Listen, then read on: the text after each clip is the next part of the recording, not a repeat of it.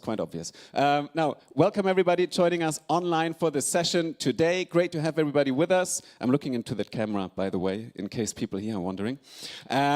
Please make sure to not miss any of the presentations today, and you'll always be able to join our Q&A as well. Now, having said that, Tilman, I mentioned it's a 3 years project. You actually probably have been in the process with it for 4 years already.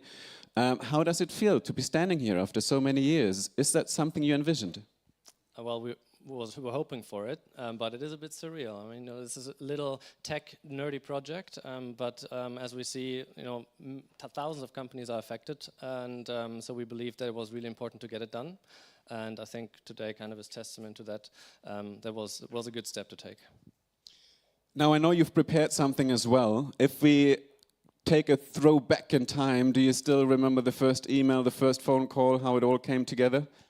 Well, it kind of emerged from the previous project, the Circular Economy Initiative in Germany. And so also when you say, like, I came up with this, that's not true. We have this as a whole team with Architect and Fraunhofer Umicore and many others that were already in the previous project. So it's a, I don't know, maybe 8-year collaboration in total, and so this is really a co-creation effort. And we found from the work on batteries in that circularity project that data is so crucial, and so that we saw this as an opening to actually support data generation and usability throughout the life cycle.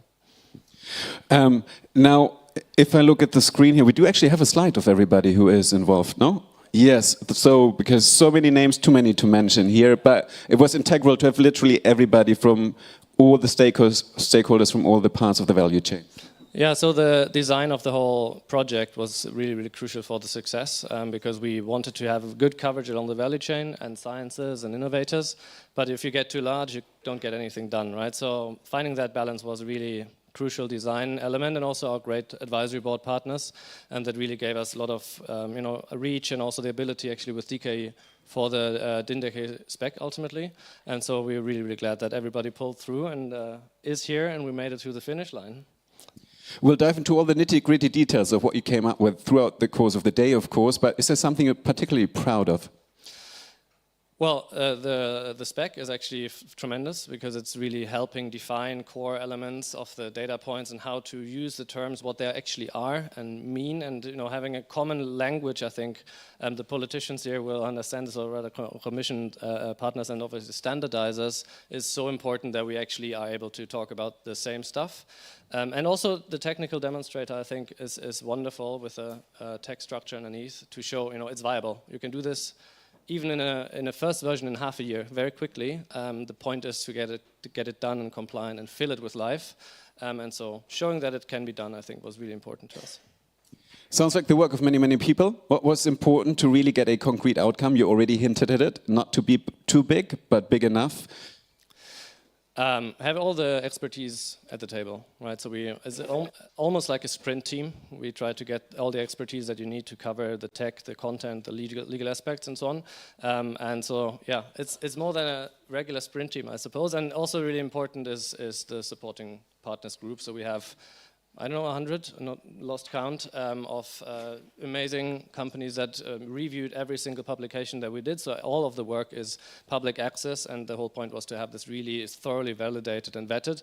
Well, I mean, you see a bunch of names that you probably recognize along the battery value chain, and many international battery manufacturers actually were extremely active and constructive in the whole process, so that we made sure that all the interpretations make sense in real life. Nice. Anything you want to say before we kick it off? Well, just maybe if we look at the process, right, you say it's been 3, maybe even 4 years. I mean, along the way, we were really excited that also our funder, the German Ministry for Economic Affairs, I mean, not only obviously allowed us to do this with the 8 million euro funding, but also saw the value in this and really kept supporting us in also bringing us to Hannover Fair 2 times already. We're going to also actually close in April this year, end of March and April, on the booth of the Economic Ministry, again, featured as an exhibit. And so that really helped generate that momentum that we needed also to reach the many stakeholders that need to see this and can use this, and we get a lot of positive feedback. Yeah, and for today, and you're going to show the agenda. We're start with policy, look into what needs to happen to make this, since it's a policy-framed technology and process, how that can support and finish this all off so that it gets designed optimally. Standardization to make this also interoperable with other projects and internationally, and then ultimately the business value, because that's what it's all about, right? There shouldn't be a reporting thing. Like, we really thoroughly believe, and we hear that from industry, that once you have it in place, it really can help make process digital, more efficient, and generate business value. And so that's a point we want to drive home today. Thanks a lot, Tim, and I know you'll be back in a few minutes to give a presentation. Thanks a lot for joining me in kicking off the day.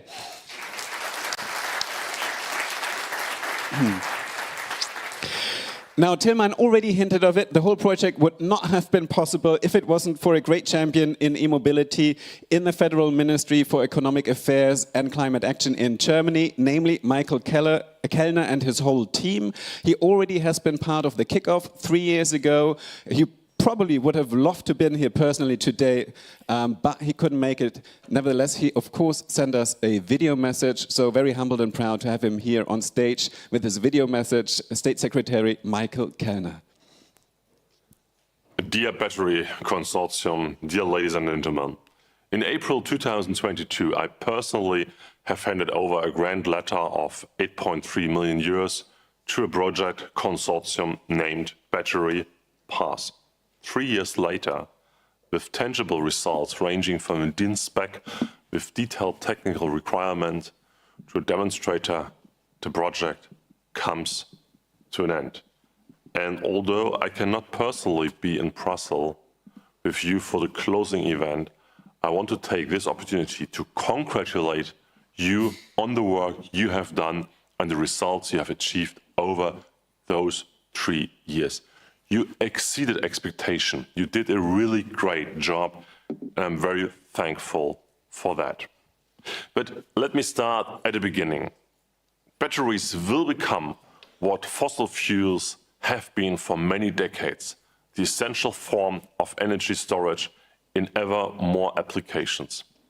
Battery-powered cars are commonplace by now. Trucks are being electrified more and more, as are tools, forklifts, and even aircrafts. Grid storage requires batteries as well.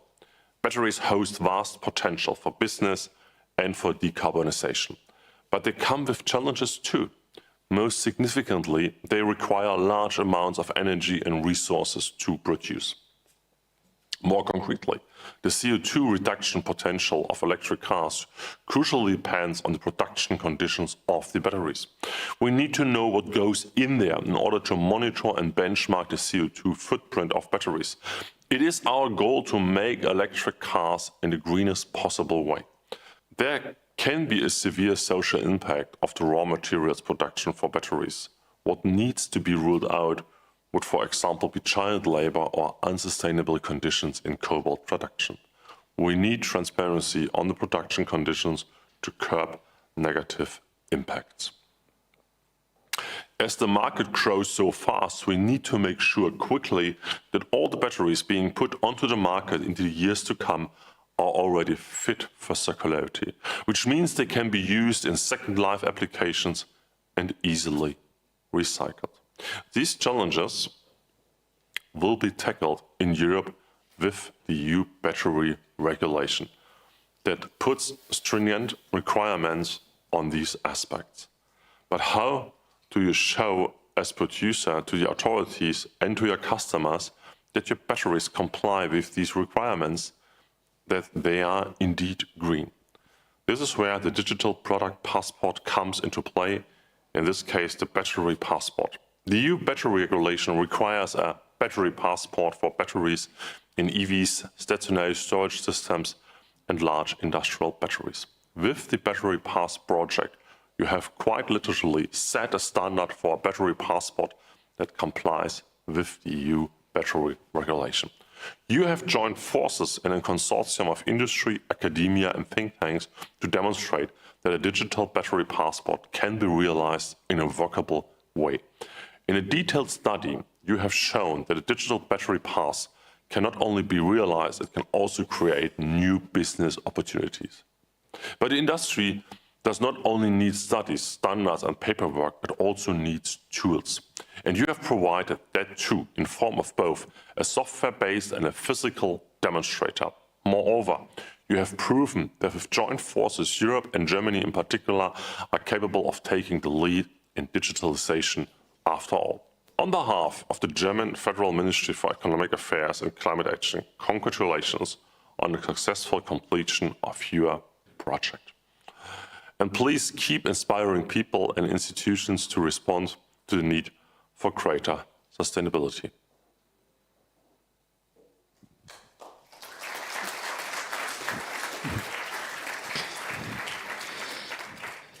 Now, I know in Germany we're humble enough to know that when it comes to digitalization, at the moment we might not be the spearhead in all areas. And usually when we say not bad, that's actually us being very excited. But you could see that State Secretary Kellner was actually really excited, particularly about this project, because it is actually really paving the way, it is pioneering, and it is doing some groundwork when it comes to the application of the DDP actually in action for the whole industry.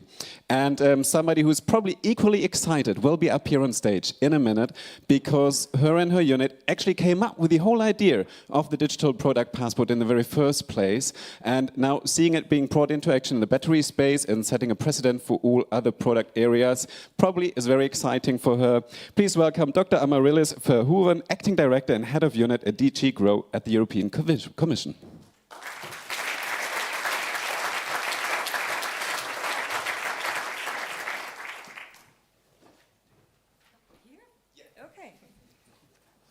Change of scenery. Are you hearing me? Yeah, everything set? Well, good morning. I'm really excited to be here.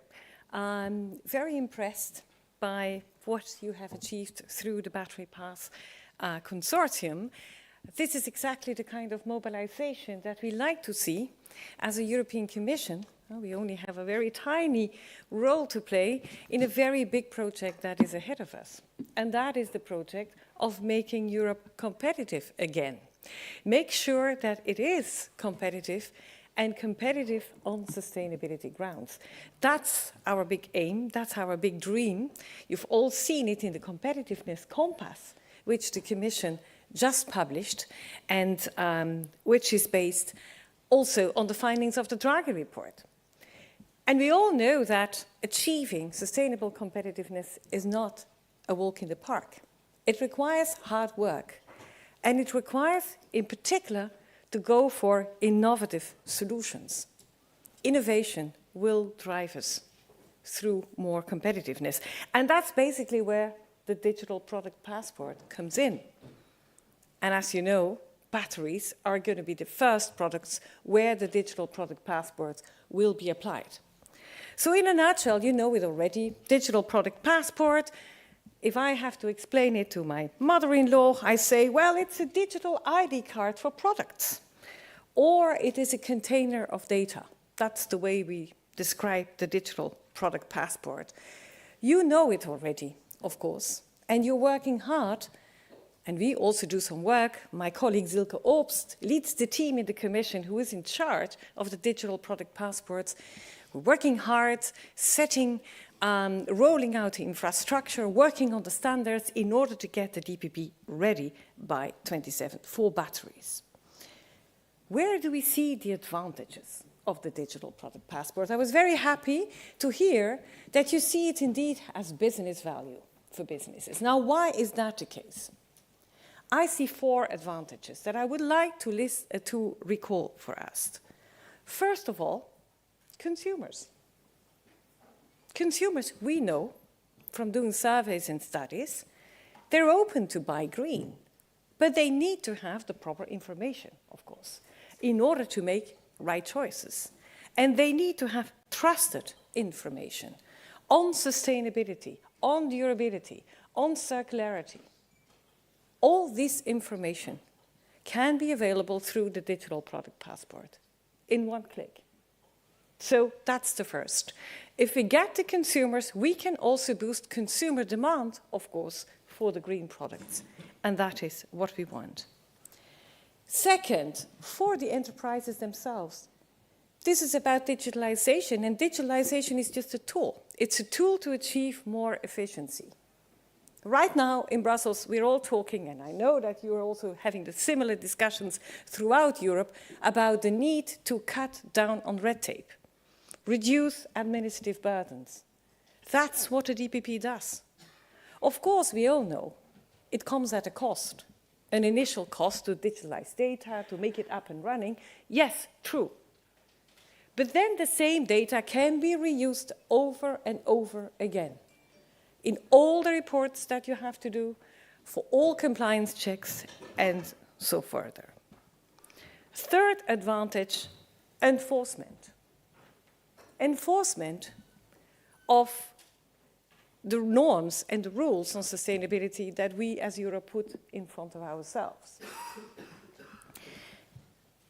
If you want to be able to compete on quality, you want to make sure that you can compete on quality, and that those that don't respect quality standards are actually being stopped, both at the gate, so when it comes to Europe's borders, but also inside Europe. And that is also what the DPP will facilitate. Through the TPP, it will be easier to conduct customs checks. It will be far easier also to conduct market surveillance and to take non-compliant products out of the market. And actually, Silke made me say that we have a dream for the future. In the future, we are dreaming of a digital product passport which comes with a red flag when something is wrong, so that an unsafe product can immediately be taken out of the market. And then fourth and last, competitiveness internationally. It was mentioned here already. With the DPP, we are setting the global standard. And we know that value chains don't stop at Europe's borders. We are standardizing now inside Europe in order to make sure that we unleash a business activity around the DPP, because it's a then decentralized systems. There will be private service providers offering the DPP to other businesses. We're also doing that standard settings in the world, in the wider context. We are in discussions with the international world in order to roll out this model and this standard also worldwide. So we hope that also, once again, turns into a competitive advantage for you, the European companies. I'll stop it here. Again, if I can say, big bravo. I feel a lot of energy in this room, and I know that you have really given life already to this project. Let's continue work together, and more details will come by my colleague Silke Obst in the panel later on. Thanks a lot. Thanks so much for these welcoming words.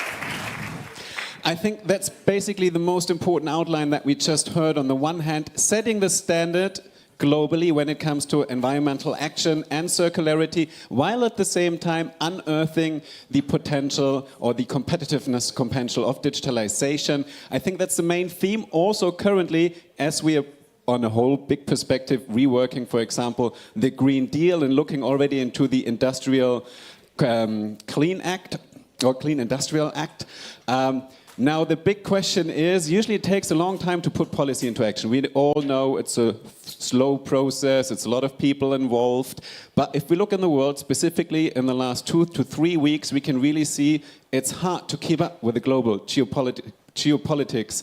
The changes are so fast moving. Things that have been a given for 70 years suddenly are put into question. Now, what does that mean specifically for the topic that we're discussing today?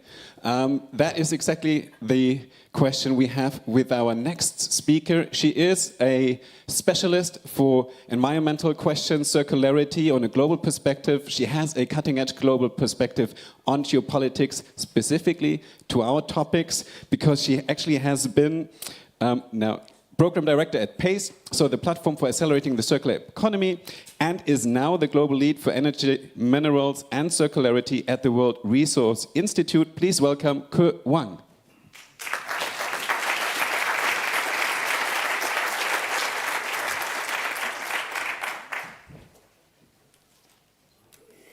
Good morning.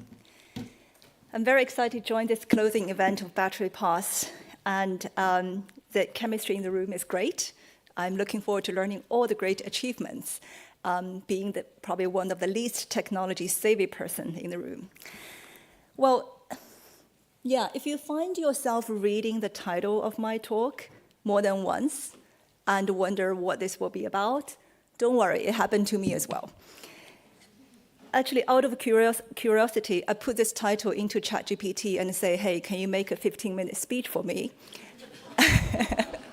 And it did so in less than a second.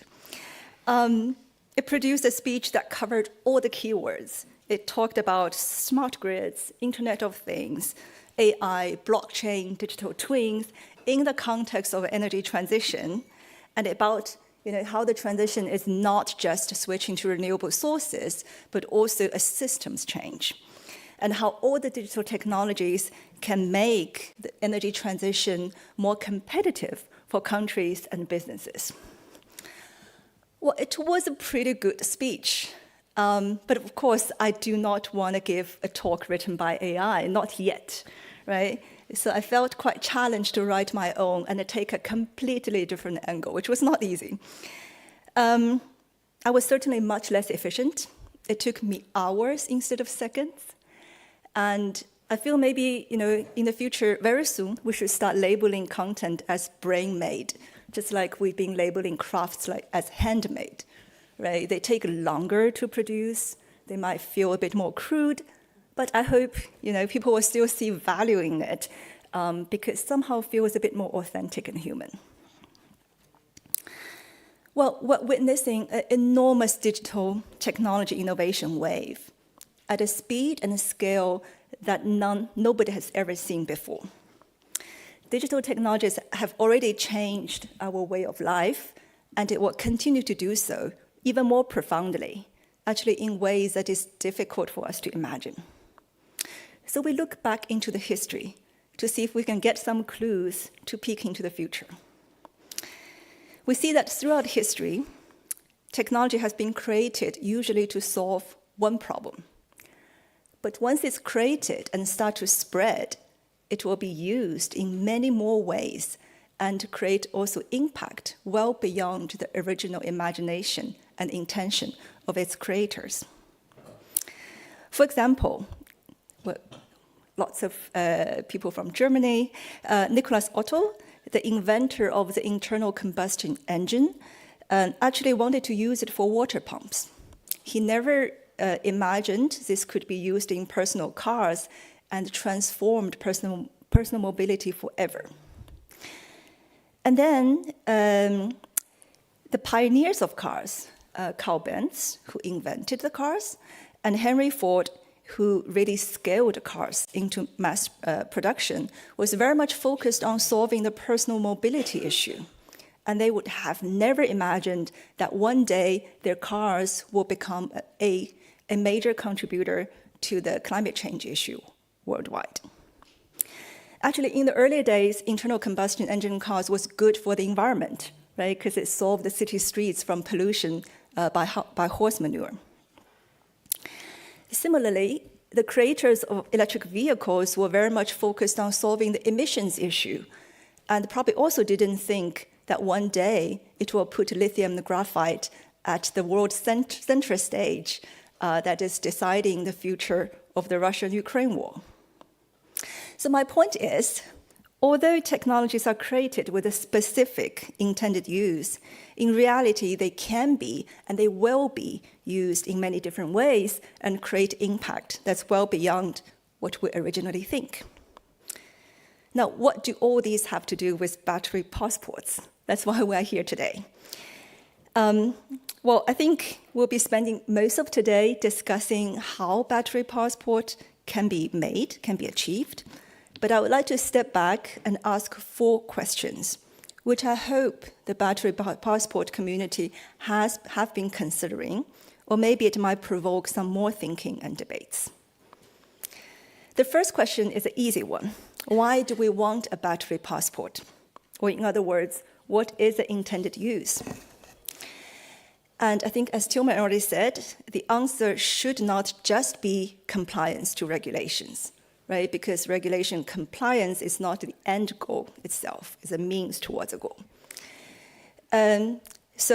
As previous speakers already pointed out, for many people, the main reason we want a battery passport or digital product passport is to make the supply chain more responsible. We want to know the environmental and the social impacts associated with the manufacturing of batteries, all the way up to mineral extraction.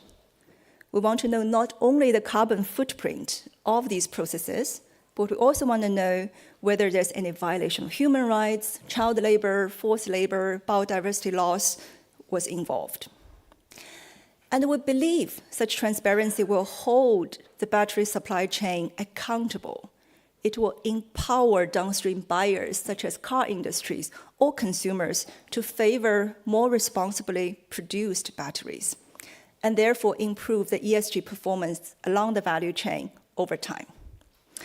For example, transparency and traceability will be a key technology enabler for the much discussed concept of green premium, which means the buyers will pay a higher price for more responsibly produced minerals.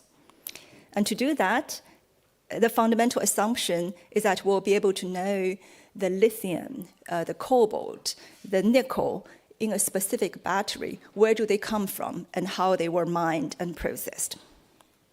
So my second question is, if we agree that enhancing ESG performance is the primary reason why we want a battery passport, then what is needed to achieve that intended goal? Well, we obviously need technology development, right? We need the technical system that Battery Pass Consortium have been developing. We need to agree on the standards of how data should be calculated and collected. The Global Battery Alliance is working, doing a lot of work on developing rule books for that. But besides all these, it will be crucial that people are willing to use it. The companies along the value chain needs to be willing to spend the time collecting and sharing the data, and the buyers of the batteries need to be willing to use the data to steer their purchasing decisions. And so far, the EU regulations, including the battery regulation, the CSRD, the Corporate Sustainability Reporting Directive, CSDDD, the Corporate Sustainability Due Diligence Directive, have been a powerful driver for companies to improve ESG performance and adopt a digital passport. But we know that EU is about to significantly cut back its sustainability regulations. Tomorrow, the Omnibus package will be announced, which combines and simplifies the three regulations, the previously mentioned CSRD, CSDDD, and the EU taxonomy. It is expected that many companies may be exempted from sustainability reporting. So under such radical shifts in the regulatory landscape, we need to ask, will the companies be able to hold up their ESG ambition and willing to engage in passports, digital passports? And what other forces there might be to keep up the ambition? And will they be strong enough? That brings me to my third question, is in what other ways may battery passport or digital product passport be used? One of the use for battery passport is for recyclers to know what materials are in the battery and how much. It can also provide information on the state of health of the battery to help decide whether a retired EV battery can be reused in storage applications. And these will be very valuable boosters for circularity. And another use might be in the diversification of critical mineral supply. So critical minerals have been in the news for years and just have made into the headlines when President Trump asked Ukraine for a minerals deal in exchange for its past and continued security support. And battery is one of the major users of critical minerals, right? It's not the only one, but it is one of the important users. The supply chain of the critical minerals has been very concentrated geographically, and the countries in the West, such as the US and the EU, have been very keen to diversify that supply. that both US and EU have been taking substantial actions to encourage more minerals to be produced domestically or in allied countries. So there's a strong political appetite or desire for made in EU or made in US minerals. And the digital product passport can play an important role there. Well, these are just two examples, right? Probably neither is perfect and neither will do full justice to the might and the power of a battery passport system. I think there will be many more use cases and probably uses that is beyond the wildest guess of any of us in this room.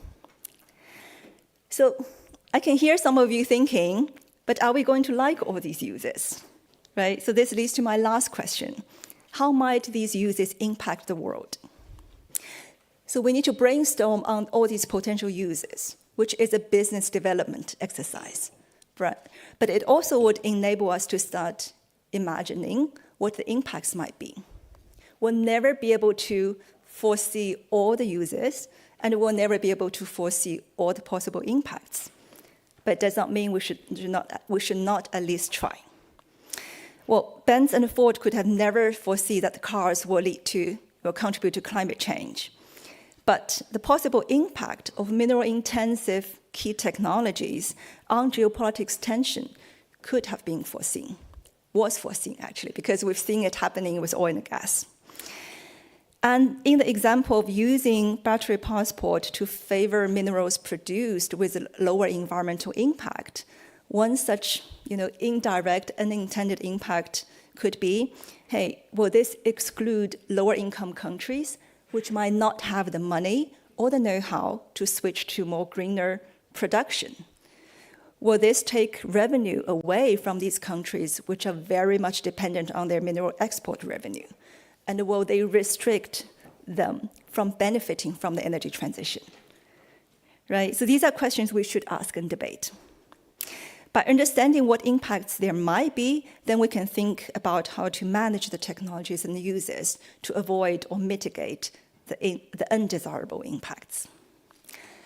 About to end, this may be a less usual speech, but that's because we live in a very unusual time. The world has changed significantly from when battery pass was first started 3 years ago. Actually, the world is quite different from how it was just a month ago, right? That's when Tilman and I first started discussing about my contribution to this event. So new risks are emerging at a very high pace and a great scale. But new risks also lead to new opportunities. I'm a believer and a supporter of greater supply chain transparency. So I'd like to see battery passport stick and spread. But exactly because of that, that's why I would like to encourage us to think hard and reimagine frequently the use cases, the drivers, and the impact of digital passport system. The need is greater than ever now. Thank you.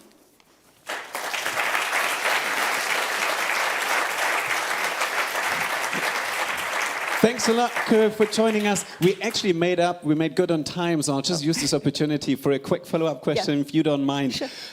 Because I proudly announced this really is paving the way, maybe even globally, for example, with DKE 99100, maybe flowing or being the basis for a global standard. From your global perspective, would you back up that claim? What do you see happening in other regions towards that end? That's a very good question. So different regions have their own initiatives in creating a similar battery system. So in India, for example, has its own battery ID system. China has its own battery ID system. And the GBA is a global effort trying to connect different initiatives. So I think it is very important for this concept to work, that there is interoperability or certain harmonization, collaboration among all these different initiatives. But the challenge is in today's world, where multilateralism is giving way to more country-led initiatives, whether we will need new mechanisms to collaborate and harmonize, right? So the big next step will be then taking this effort, seeing what everybody else has been up to, and that word is, I love it, interoperability. Oh, I always yeah, have to it's a tongue think hard while twister, speaking it. I can never get it right. Interoperability. Yes. Interoperability. That's the next big challenge. Thanks a lot, Kuh Wang. Thank you.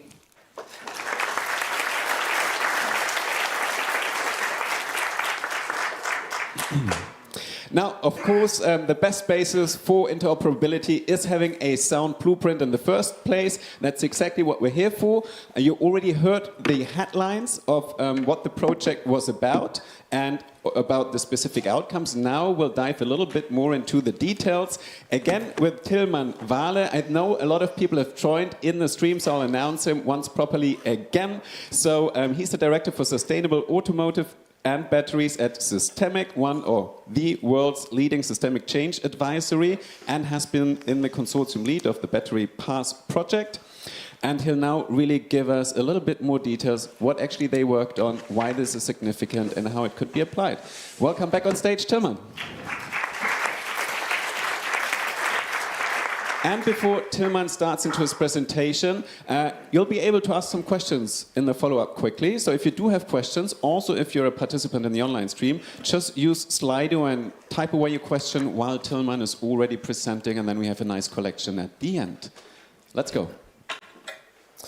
Thank you, Zach, and thank you, Ms. Verhoeven and Kerr, for actually, setting a wonderful frame to the day, with from the very specific, concrete European project right now, which obviously dominates the headlines and is a much larger picture than our little battery passport tool, but one that obviously we feed into and Kerr to frame right where innovation sits and what this might enable beyond what we see and anticipate and maybe model short term. So I want to talk a little bit about a quick summary, especially for those that haven't been in the trenches for 3 years, about what we actually found, what's maybe the key takeaways, and throughout the day, the others will present in much more granular detail actually the content, and so this will stay fairly high level.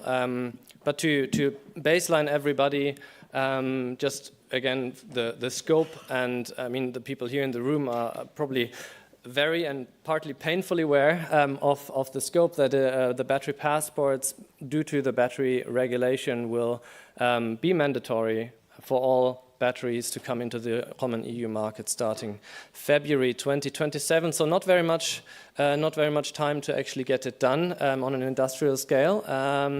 And it will cover almost all batteries, in fact, that will be sold into the market, from EV batteries to industrial batteries larger than 2 kilowatt hours. So just for picture, that's kind of what you can still carry these days. It will be much lighter very soon, obviously, with technological advancement, but it does cover a lot of these as well. And then in light means of transport, that could be scooters, motorbikes, kick scooters, and so on. And that will contribute probably 90–95% or so of the volume of batteries entering the market. So this will effectively cover the breadth of the market, and around 90 odd data points will be required by law, and some are very specific and very granular and with specific standards. Some give more leeway for adding, and there will also be an opportunity to add voluntary data points that are individual to a company. All of these design features, of course, we'll talk about during the rest of the day, are still very much in the making. And the responsibility, who will be liable, the so-called economic operator or representatives, that's the company that introduces the battery onto the market for the first time in the first use. So that could be a car OEM or a bike manufacturer, or so a battery system manufacturer, an importer also. And so figuring out specifically the role for each of the companies, who am I in this whole scheme, and what is my responsibilities, or responsibilities plural, is obviously key in order to know for each company what they need to do. And then indirectly, all the suppliers in the value chain and also the users ultimately of the battery will have roles to play as well, of course, to generate the data, to pass them along and respond to the specification requirements that the OEM or the economic operators will set out. So very much the entire battery value chain ultimately will be affected. And then, of course, knock-on effects for the systems providers, right? The software companies, the consultants, the engineers that actually get this done. And so this will touch hundreds of thousands of work lives. Importantly, and this really mirrors what Ms. Verhoeven also said, this covers different stakeholders, right? Some of the data points public to everybody basically with a smartphone and access to that QR code or website can just have a look at the data, which for informed purchasing decisions, say on the website of a car or bike manufacturer, can give that transparency to understand, okay, what is the sustainability scoring or the repairability, the lifetime performance of a battery. So that could generate great value for notified bodies, the market surveillance and execution of roles, but also planning and developing of further policies and post-hoc evaluation could be a wealth of knowledge that is much better than statistics that were much more difficult to get in high quality. And then the legal persons with legitimate interests, business partners, downstream, upstream, that could access this, but only based on credentials. And we'll talk about the data governance that will be necessary and implemented to make this done and keep data secure and confidential. So I mentioned a few of these. The economic operators will clearly be affected, but then also the tech providers, value chain participants, market surveillance authorities, and not to forget the standardization organizations, which play a huge role in actually creating, not only within the EU, but also very much beyond the required standards, so that this remains technology neutral, technology open, but at the same time interoperable, right? The Commission, the idea is not to dictate a technology to fix a problem, but rather to set the frame that standards can be developed by industry and then solutions be developed individually. So that ensures that the whole thing stays nimble and evolves over time technologically. And before everybody falls asleep, I think this is very dim. Maybe tech wants to, yeah, that light is good. Maybe the main room could have some light, so we carry everybody all the way to lunch. Thank you, or the coffee break. Great, so what does that mean for us, or why did we start this and ultimately with Battery Pass? We wanted to figure out what does it do, what data needs to be included, what does this law actually mean with the 270 odd pages and how many annexes, 8? 12? I lost count. It's a complex endeavor, also pointing to many other laws. Then also how would this actually be done, all right? Because there could be a million different ways of doing this specifically. And yeah, also how does it look in practice? Many of you have had the chance to look at our Lego demonstrator, demonstrator built with Lego bricks, copyright, very important, before somebody sues me, to actually make this palpable and understandable and really very much show it's viable technically. We have this code and it's live on the website, thebatterypass.io, with an actual database that is running, right? This can be done actually in software, but also then in Lego bricks to show, like, intuitively what it does. And we did write the study also and analyze, went into what business models can this actually generate, which beyond the business models individually, which value can this generate, in order to figure out really, like, is there something, is there substance, or is this just ESG sustainability fluff? Because there is that risk of thinking about things, but not really being specific and really trialing if this can actually make sense. And so we identified with lots of back and forth with industry actors, and I see a few painfully smiling faces here in the audience, what works and what does not, very importantly. So a lot of this was what does not work in order, right, to subtract what is actually not working.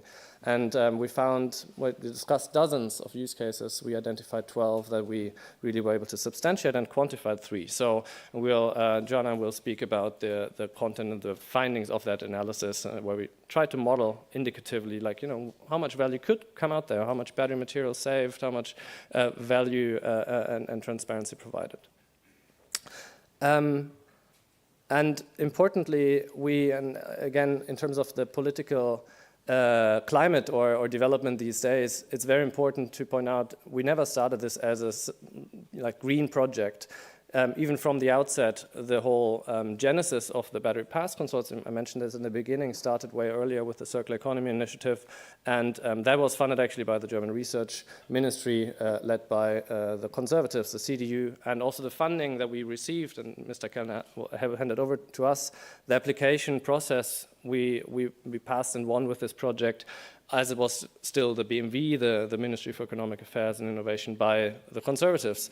Right? It's very much a cross-party effort. It's very much an industry effort that has, of course, the green twist to it, very importantly, because we need to be competitive and resilient and sustainable all at the same time, right? For all our humanity's sake, ultimately.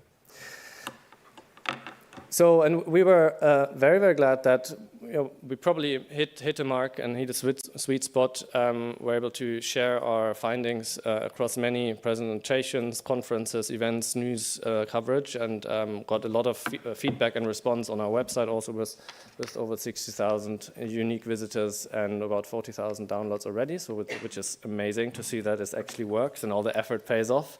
And also to many of you online, with over 1,500 newsletter subscribers, very avid readers of our material, so to speak, many of which you probably come from exactly that newsletter. So building that community and embedding also in other projects like Surpass, with the Global Battery Alliance, with Catena X and many more, was very crucial for us and allowed us to share the work that it actually feeds into actual implementation.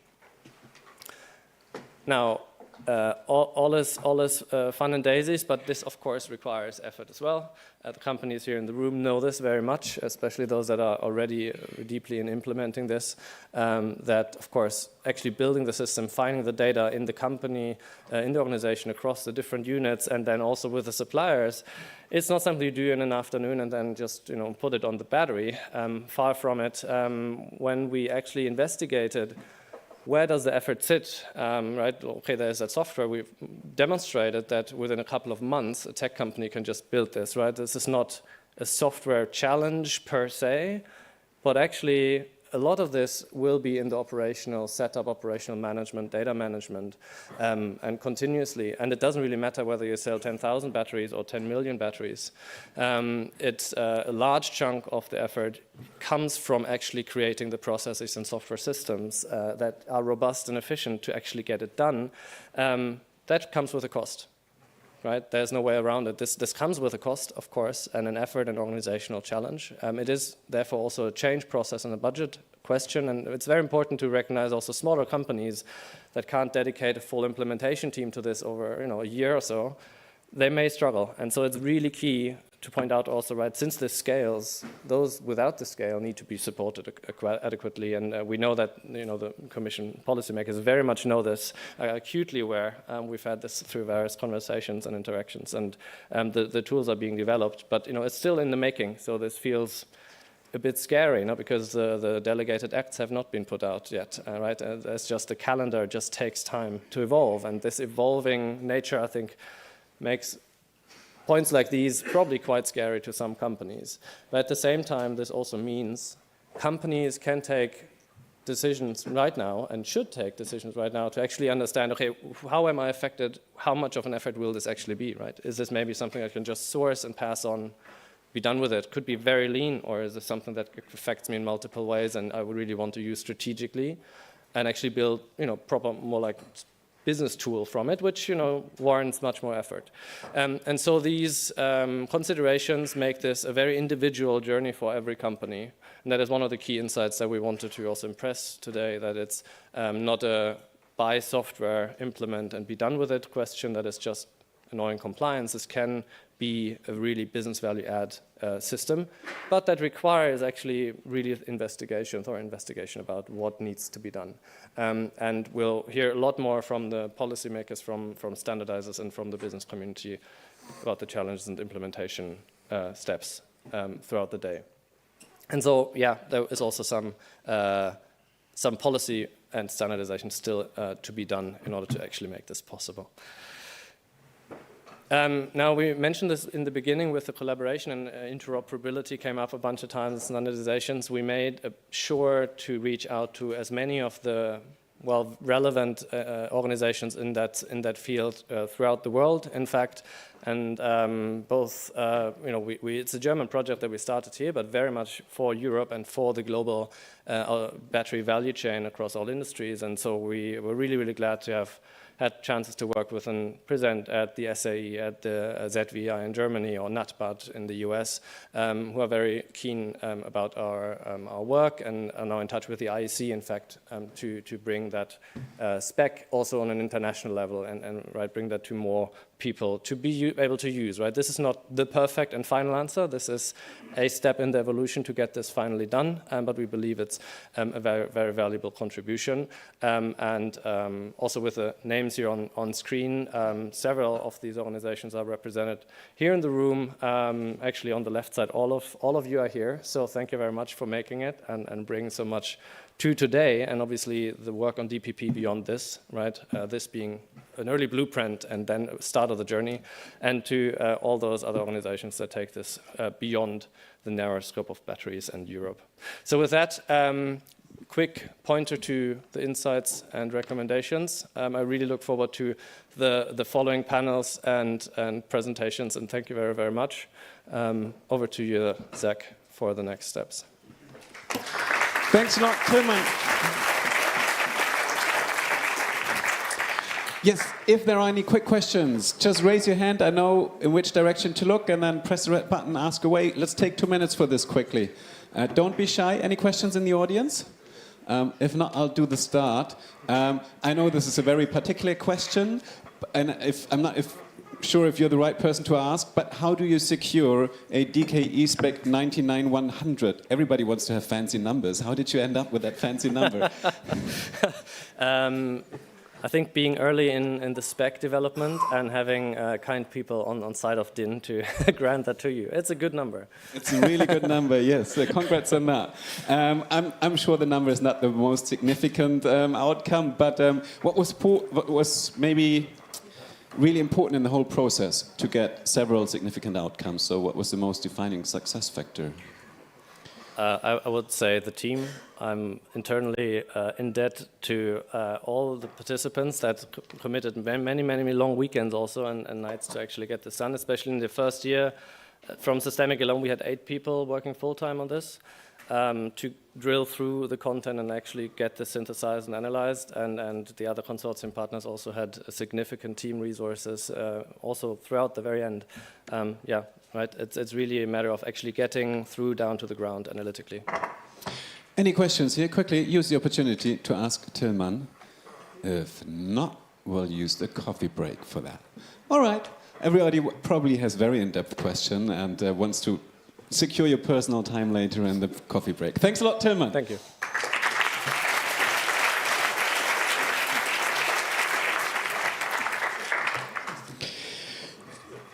Now, of course, the big question is, we heard it earlier also of Kö, things are changing fast. Also policy here in the EU is being iterated very quickly as we speak. Now the question is, of course, what does that mean for digital product passports and what's next? So this is what our next panel will dive into. It's my pleasure that I can hand over the moderation to somebody who's much more well-versed in the topic. It's Julia Poliskanova. She joined TNE already, I think, almost 10 years ago. I think it's almost a jubilee soon for you. And she is the Senior Director at Transport and Environment, so the leading NGO for mobility and energy transformation in the EU. And I know she promised me this panel will really dive into the nitty-gritty details and the details of policy in action.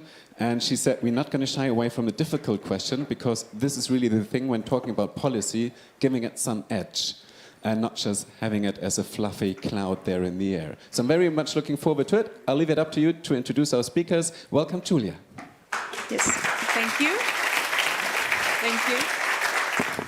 One last thing, Julia. I was asked that we just line up as we are on the picture, because then it's the easiest for everybody to know who's here. If I can ask you as the moderator to sit on the outside, it'll make it also easier for you to see all of you panelists. And then everybody else, in a minute, just match your picture. Absolutely. So no pressure there. A panel to delve into policies. Big topic. We're here in Brussels. You're all here, of course, already interested in working on batteries. We as TNE often say that batteries are the 80% climate solution. It's about pretty much most of transport. It's also about energy decarbonization. So it's one of the biggest challenges we have to do. Here in Europe and globally, we have at least two major challenges. So we in Europe want to onshore and have local supply chain, which is proving very difficult. And more broadly and more globally, we also all want to see a more sustainable, clean and ethical supply chain. And that's where policy comes in, setting sustainability requirements, transparency rules, due diligence mandates, for example. And that's also the place where the digital product passport, or DPP, or in particular the battery passport really shines and can really provide the solutions by providing information, by benchmarking companies, and by simply creating credibility, whether it's on the sourcing, where it's sourced from, or whether it's on sustainability. It creates that credibility in that product and allows everyone in the society, civil society I represent, governments, etc., to really trust what is happening in the value chain. However, we all know, I think here in the room, the benefits of DPPs, but how can we really scale and make them work? And I think this is where policy plays a large role to really accelerate that forward and create the right framework to facilitate this. And this is what we'd like to do on this panel by hearing from different actors through the supply chain on what do they see as good in policy, bad in policy, missing, and what needs to be done.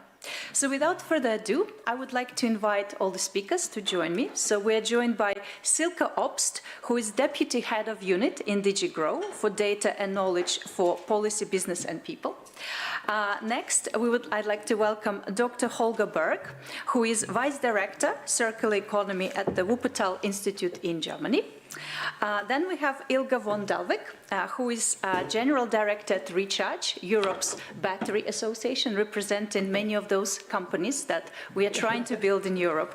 And last but absolutely not least, Alan Carey, who is Chief External Affairs Officer at Circular, one of the leading companies in the space of providing the data and services. Yes, it's a bit tricky with the things, so I hope we can all... checking where we are. You're checking where we are. All seated correctly. Yes. And I need to make sure that I see all of you as well here on the corner. And Julia, while you're getting settled, just once more, use Slido to ask a question while the discussion is already going on, because maybe Julia can refer it to directly, and an explicit invitation to everybody taking part online as well. Don't be shy, ask your questions, also the very difficult ones. Yes, thank you so much. It's so great to have, so great to have Master of Ceremony to remind us and take us through all of this. So I'd like to start first turning to you, Silke. So you're coming from the Commission. The Commission is a key policy body here in Brussels, at least for 12 years of my life here working on policies, and of course from a very key unit at the heart of some of the DPP policy. So maybe you can just take us through some of the policy developments in terms of DPPs, you know, what is really happening in the Commission, what do you see as key insights here? Thank you. Thank you very much, Julia, and thanks for the invitation. It feels a bit strange to leave this enthusiasm that I feel in the room for batteries and really dive into the details, but I will do just that. What are we actually doing in the Commission? We are implementing a regulation that you all know very well, the Sustainable Product Regulation, ESPR in our jargon. And this regulation luckily tells us very much what we have to do at a systems level. So I'm not speaking only about batteries here. I know you're the battery people. I don't know very much about batteries, but I know a thing or two about the system as such. And so we find quite some guidance about what we have to do. We have to build a central registry. It's not only built, it will also be operated by the Commission, where the DPP will be registered. But it will only contain the metadata, as you know, and the data as such will be stored decentrally. That's also anchored in the regulation as such. And then a bit later on, because there we don't have a legal deadline, we will also build a web portal. Again, this is for the Commission to do, and this is also for the Commission to operate. Now, we've already seen some deadlines, and we know that timing is very challenging. Batteries, you are our first baby, so we're really attached to you. We really want it to be a roaring success, and you will come on board in February 2027. And the regulation and we as a team have done some retro planning, counting back from that. So by mid-2026, we will have the registry up and running.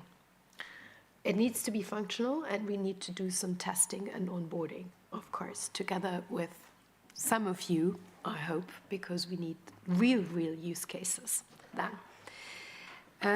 What we're doing as well is we're having very close cooperation with our colleagues in Senelec.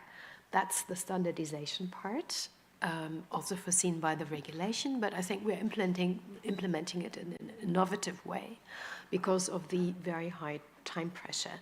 So we're expecting results from Senelec on 8 standardization areas at the end of 2025, which is already this year. Oh my God.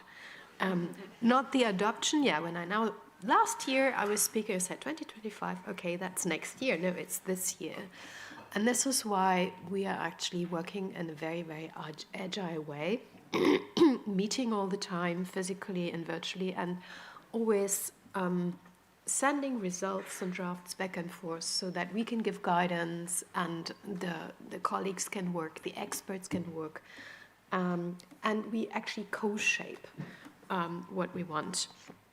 And at the same time, we in the team, we are not proposing yet, but we are preparing the secondary legislation that we also need to adopt. There are several. We see how many exactly we need and what we can simply leave to the harmonized standards that come out of Senelec, hopefully. But one act we have already launched, and you will soon see the invitation to a public consultation. Some of you have maybe participated in the call for evidence, and that's the delegated act to lay down the requirements for DPP service providers. Now, I don't know how interesting or important that is for you in the battery industry, but that is a bit the canvas by which we're working. But you can see it's different work strands, and we're really working full speed while really trying to involve the industry as much as possible, because we believe very much that this is a common project, and the idea of business value really resonates with me and with the team. Thank you. Thanks very much for outlining some of the steps. I think it was helpful to have that overview. So now that we've heard from a policymaker, I would like to turn to my other panelists, maybe just in the order with which we are at the moment, and ask you that question. So you're following this topic from different perspectives. Do you believe today in Europe the policy is there? Is it sufficient to really scale this or not? So Holger, maybe starting with you, and then Ilke, and then Alan. Well, I think in many ways the policy is there. I mean, this is kind of why we're all sitting here, and which at least in the beginning brought us together. I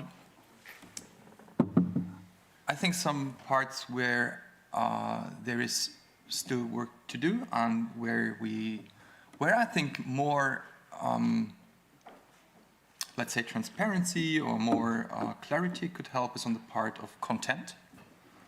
So I guess everyone's kind of very much expecting the delegated acts to see what has to be within the passports at the end of the day, which is currently for the projects I'm in, it seems a lot like the missing puzzle piece. And another thing we'll be coming to later, which I think will be very, very important, is to make sure that outreach beyond the European Union is something that is really enforced very soon. because we can see with the work I'm doing, for example, with the United Nations, how this policy has already gained interest, but also created sorrow among other countries, among other regions. Absolutely. Sorry, I think, Silke, you wanted to just add a sentence here to what Holger just said. Yeah, thank you very much, because the 2 points are very important in our view as well. Of course, the content will come with the delegated acts, product-specific delegated acts. It will take a bit of time, because there again, the regulation foresees this, but I personally think we couldn't do it any other way, that for each of these product-specific acts, we do an impact assessment with stakeholder consultation. So, I mean, the batteries are a bit of the old one out, because you already have your batteries regulation, right? But for the other sectors, I mean, I cannot invite you, if you are also concerned by other sectors, can't invite you enough to be part of this, because the content needs to fit. It needs to fit for the industry, it needs to fit for supply chain, it needs to make sense for consumers, for recyclers, and you're the ones who know this best. But on your point on the international, I'm also very glad that you bring this up. Because, of course, supply chains do not stop at the border of the EU, and we see this for critical raw materials and batteries. I mean, that's a case in point. So we have started being very, very active at international level as well. The UN, IEEE, it's not a standard setting organization really, and so we have mapped the different initiatives, and it's actually mind-boggling. Yeah. What we would like to see is that the national standard setting organizations be a bit more proactive. So we are actually in the process of reaching out to them as I speak, concerning, for instance, the draft recommendation 49 of UNICE SafeAct, telling them, like, look, there is a consultation, this is a deadline, please submit your comments by that deadline. Don't leave us alone, because we have been commenting as Commission, but very few other member states have been speaking up, and it cannot only be always the Commission and Germany speaking. That will not do the trick. And then I was discussing with Thomas Knut and telling him, didn't have time to tell him, actually UNICE or other organizations as well have sometimes strange feedback forms. Mm-hmm. So unfortunately you have to use these feedback forms, and then they will take into account. So please tell your standard setting organizations to get involved. They get an email, we will reach out to them, we can explain, but we're really, really trying to activate the network, and please help us do that. Thank you. Thanks for this nice call to action to everyone as well. So I'd like to continue and listen. So we will come back to the detail of implementing regulations, because it's very important. But broadly, Ilka, on policies today from the batteries industry's perspective, are they enough to really scale DPPs? Thank you, and thank you for inviting me, and working with previously with the European Battery Alliance since its inception in 2017, now for Recharge. We have been following the development of the battery regulation, which is a very novel concept, centering around one product, essentially the batteries, through its entire life cycle, and also along its entire supply chain. And I think with this concept of the battery passport, we are on a very good way. There is a lot already that has been developed ahead of its implementation, which I find really mind-boggling as well, that the global industry really is starting to gearing up in anticipation of it. But now it's a lot about its implementation, and we heard a lot about it already. I think that is really the time is of the essence right now. 2027 is approaching very fast, and in industry perspectives, this is actually tomorrow. And we still have so many open questions when it comes to how to implement, what to implement. Now, I think we're touching upon this omnibus package. later on as well. So I think the framework is there, like the large picture is there, but the devil will be in the detail of the implementation. Absolutely, and we'll get there next as we finish this round. Ellen. I couldn't agree more with some of Ilka's points. I think the patchwork is morphing into a framework, and that framework is globally. I think business DPPs are taking hold globally, not only through policy, but also increased harmonization across standard setters, and we see that active work. I think in essence, the EUBR is a global precedent that is very important and also very revered.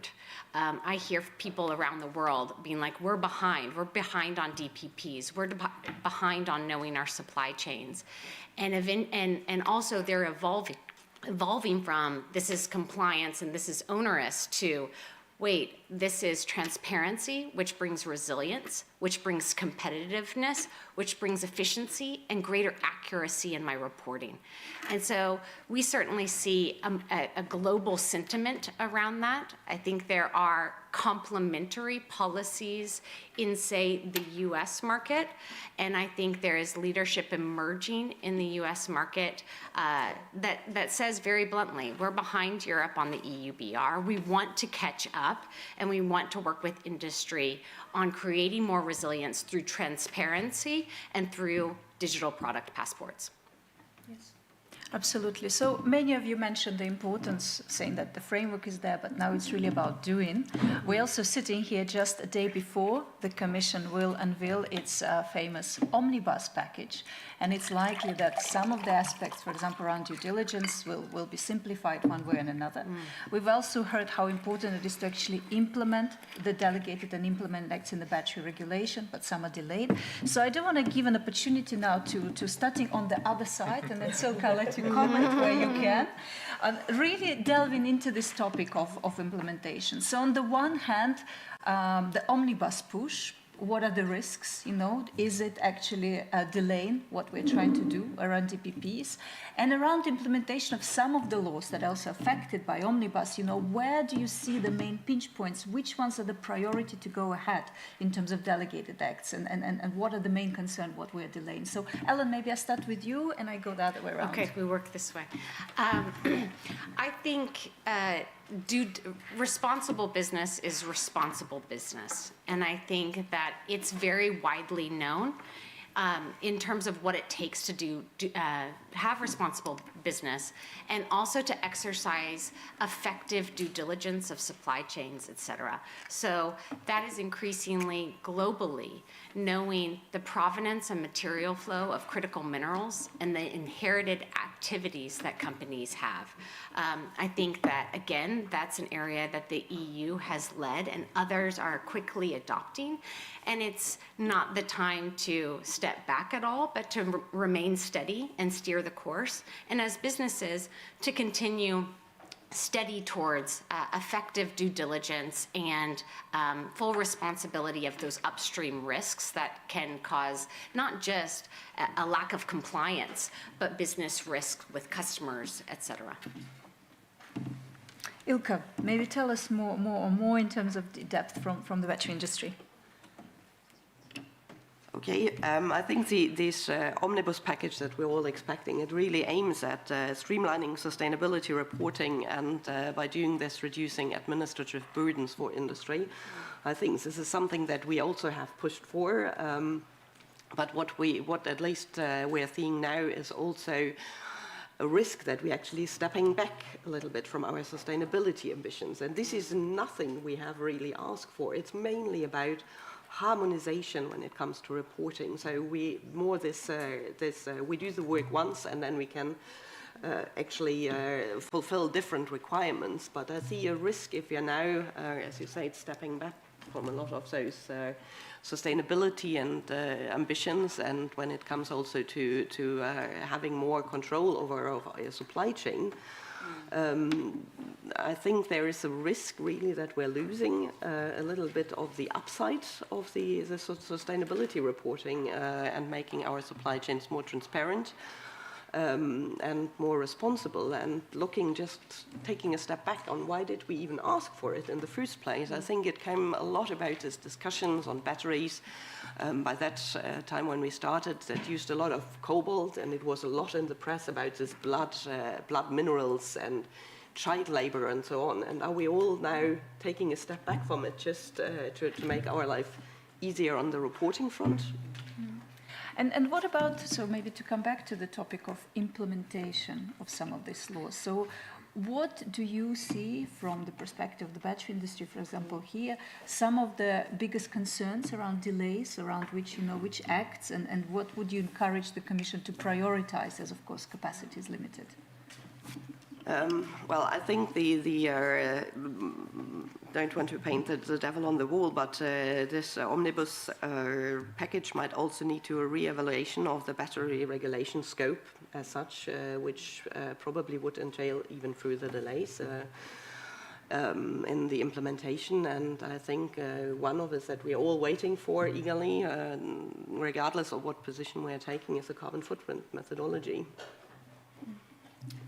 And I mean, this delays is always creating uncertainties. It holds back investment decisions and so on. So I think this is something we urgently need really to step forward. And then we may like it, we may not like it, we may like it more or less, regardless. But at least it will give some certainty what to expect. No, absolutely. I agreed from TNE's side. So I'll come to this side. But maybe, Ellen, I want to come back to you, Elsie. Maybe you wanted to add also a little bit more of detail around how some of the delays maybe on some implementing laws impact what you're trying to do circular, and where do you see major risks, and what would be one or two of those implemented or delegated acts that you really need to see this year? I think implementing battery passports and digital product passports is not snapping your fingers. It's not switching on a light switch. It takes work, it takes teams, it takes cross-departmental teams within a, say, OEM customer or a tier 1 supplier to onboard different departments.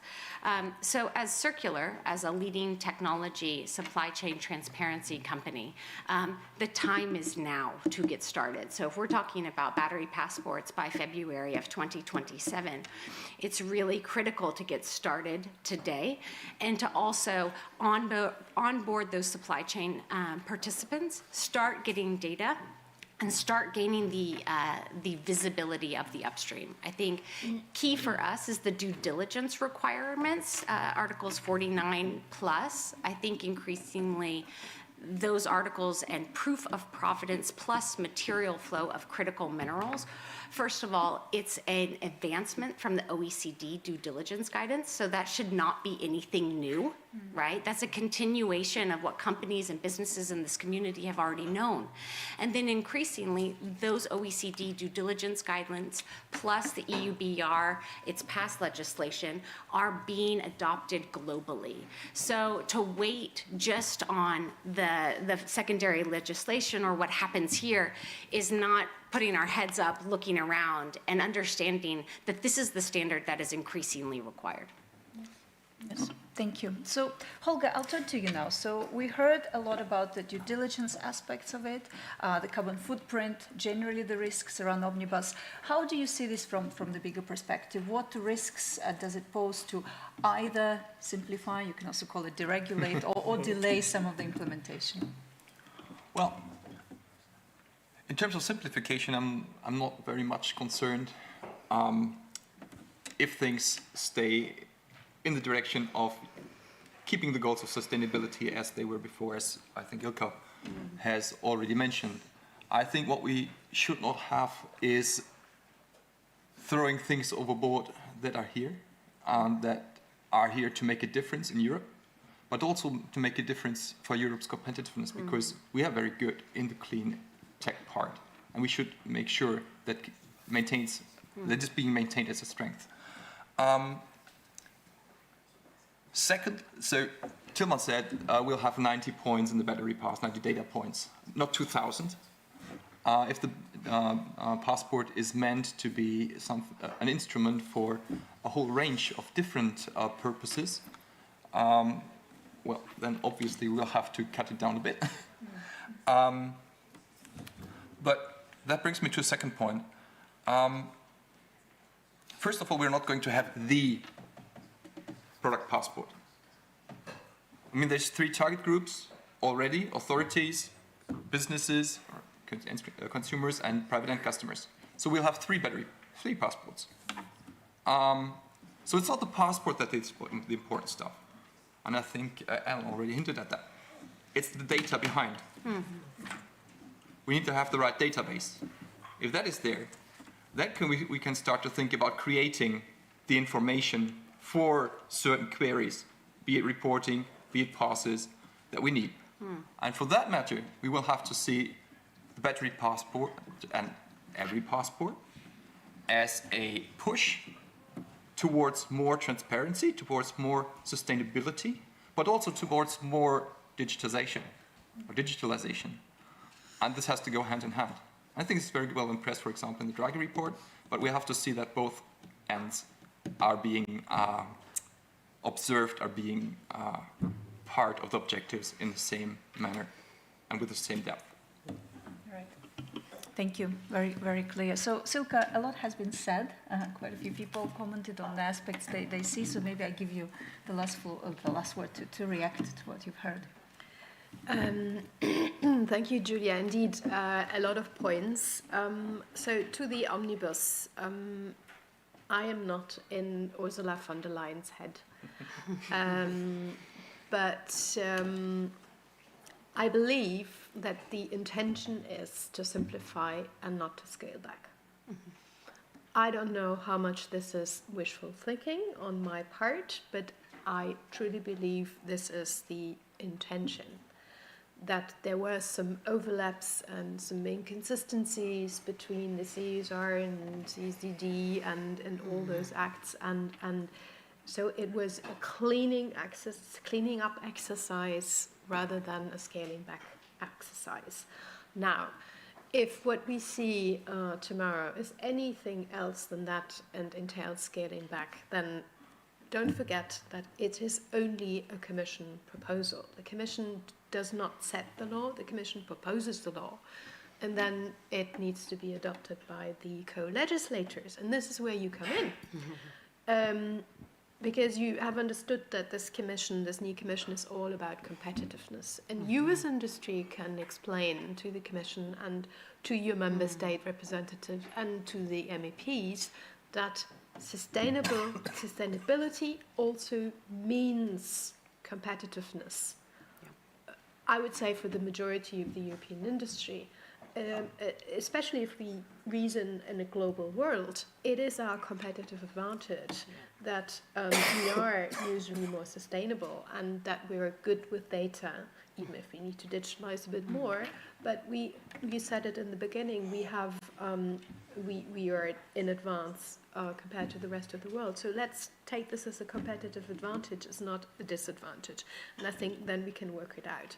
Now, to make the omnibus a bit more complex, just to tell you that there will be several omnibuses coming, and the DPP will, if everything goes well, feature in the third one that is also coming very, very quickly after this first one.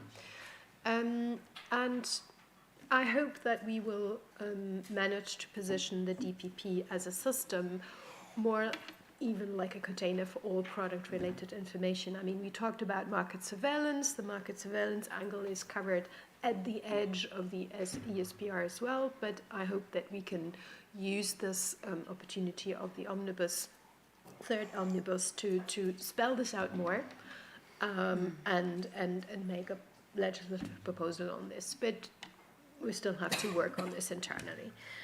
On your concerns about the delays, the carbon footprint, the due diligence requirements, I really wish that I had my battery colleagues in the pockets, because then I said, could you please answer this question? I know this is a typical European Commission answer, like, hey, I'm not doing this.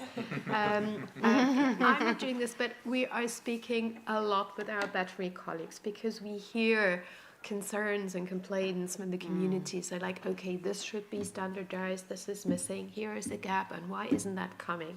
So since the batteries are our first baby, we are conveying these concerns very, very, very forcefully.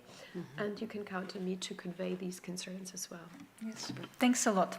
So I think we've all, yes, great. I think we all know that DPPs will be in the third omnibus, so let's all see what it is. I know the Master of Ceremony is here. I believe it's because there are a lot of questions on Slido.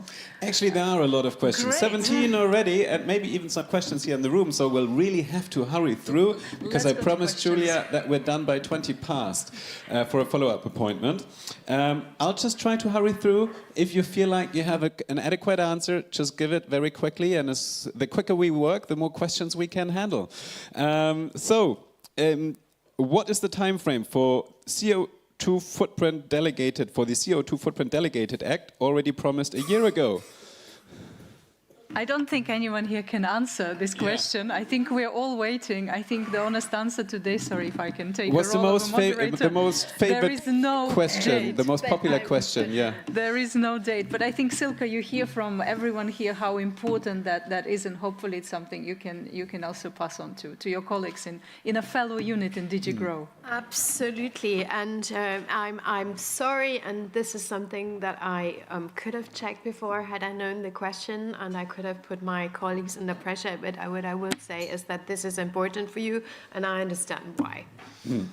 Next question, if you have an answer, somebody. How often is the data in the battery passport updated? Who updates the data in the battery passport? That rather technical question. Ellen, maybe you want to come in? So, as I mentioned, Circular is a battery passport provider and a upstream material traceability service provider as well. So the idea here is that we really achieve that greater accuracy and greater efficiency by connecting all of the supply chain participants in a way that preserves everyone's data, but informs that battery passport, and then uses permission-based rules to share different information with various stakeholders along that supply chain. So there's initial work in connecting supply chain participants with the economic operator and a service provider like Circular. And then but there's the greater efficiency, greater accuracy in that we're gathering the data in real time and continuously updating those passports. Also, these passports need to be kept up to date for the next 10, 15 years. And so that's something that a company like Circular takes care of for the economic operator who is responsible for that battery passport on the market. Now, the next question, I'm not sure if anybody here on the panel can answer it, but maybe somebody in the room. Yes? Oh, there is a comment from the audience. Yes, please. Yes, this is from my side. Because just go closer to the microphone. It's quite clear. Sorry, just closer to the microphone. When you're sitting, that's perfect, yeah. From standardization and from the regulation is quite clear. Yeah, regarding the update for the batteries, there is mentioned at least every day, but there are other regulations like RED 3 saying something else, and this is currently under consideration how to deal with that, because here is something to be done in order to clarify this, because there are some thoughts even from the European Commission to have at least real-time data. You can imagine what does it mean for everything. So this means, from that perspective, the regulation is quite clear, but the applicability of that has to be at least improved from our perspective in order to keep, as Ms. Obst had already explained, simplicity as much as possible, and of course to have it in a way that it is useful for everyone. Thanks a lot. Thomas Knote was here answering this question. Did I see a hand raise in the row back there? Yeah, please. What's your name and... Gordana Girans, representing MGT Open from Croatia. I thought a follow-up question, since we are talking about data here. Data and energy consumption go also hand in hand. So I wanted to hear from you, from the experts, how is that considered? We have decarbonization efforts, but are we slowing down our decarbonization efforts because we will produce a lot of data and have to store the data and have to manage, and we said just a moment ago, update that data. So are we keeping data on also our energy consumption because of data? Quick answer. No, I think that's the beauty of a decentralized approach, right? And this is not large amounts of data. There's differences in terms of big AI compute models and then just simple data gathering and upkeep. So the information use will not cause any spike or any even nominal increase in energy use. Thanks a lot. There's a question. I don't know, maybe somebody in the audience know if you do as well. When will Germany, the German Federal Ministry for Economic Affairs and Climate Action, nominate the notifying authority for conformity assessment bodies to apply for notification as a notified body? Whoever can make sense of that question, who has an answer? It's a very important question, but I'm not sure people on the panel, the right people to answer. If someone wants to volunteer from the audience. Anybody in the room? room? We won't force anyone. Okay, no. I'll come back to how we get answers for that in a minute. But let's first approach the other questions. How shall interested persons gain additional access to the required information? How will they authenticate themselves?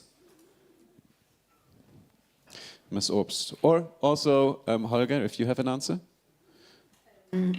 Mine is a bit, I would be interested in your views, because we are working, of course, on an authentication system. I mean, we built an access management system for the whole system, not only for batteries, and that requires authentication of the different actors.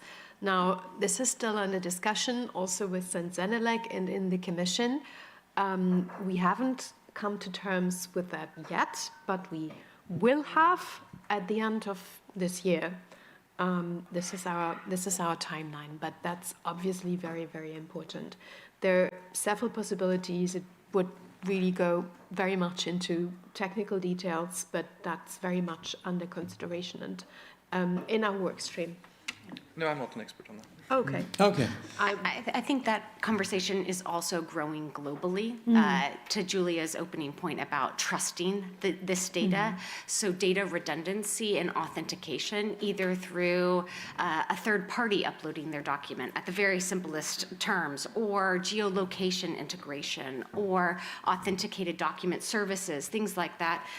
That's certainly a growing concern that's taking focus. Next question. For BAT regulation, there was an implementing act promised in February 25, containing guidance for due diligence reports required in August 25. When will it be available? So maybe I can. So I think Alan stressed how important that is. So it's something we've been trying to engage also with Commission, with your other colleagues on this. The work is ongoing. And at the point of content, I think the work is pretty much done. But what I understand is that the current omnibus discussion is delaying the release of a lot of those documents because we first need to see what the overall omnibus will do on due diligence before we actually get to implementing those things. So let's see what tomorrow's documents say, and following that, if battery due diligence is still kept in, we will start seeing progress on the due diligence implemented measures. Quick answer. I think it's important to take a global perspective when looking at due diligence. First and foremost, the EUBR builds off of the OECD guidance. That's also being incorporated into a number of global international standards. I think also something that has been defined in the last year from the US market is that due diligence is knowing proof of provenance and material flow of critical minerals. Who touched what, when, and where? And just putting on my US hat, that due diligence is very simple, and it's probably not very thorough, but it is visibility of certain minerals, materials, all the way to tier N, and then that inherited activity by the importer or that end manufacturer. And so I think that global approach is certainly spreading and harmonizing. Now, there's so many more questions, and I'm sure a lot of these questions actually are from our online audience who unfortunately can't join us in the coffee break. But we do have a fix for that. If you do look at the slide in the online screen, all the way on the bottom right, you see the domain of the Battery Pass project, thebatterypass.eu. If you add a info@ before that, you have the official email address, so info@thebatterypass.eu, and the team of the Battery Pass project will try to scramble and answer all your questions. So just send an email. All these wonderful questions we have there, some of them are very specific. Just send an email and the team will try to answer these questions. Everybody else is more than welcome to join us now in the coffee break to really dive down into all the nitty-gritty details. Before you get up, of course, thanks a lot to all of our wonderful panelists joining us today. Thanks a lot, Silke Obst, for coming by today.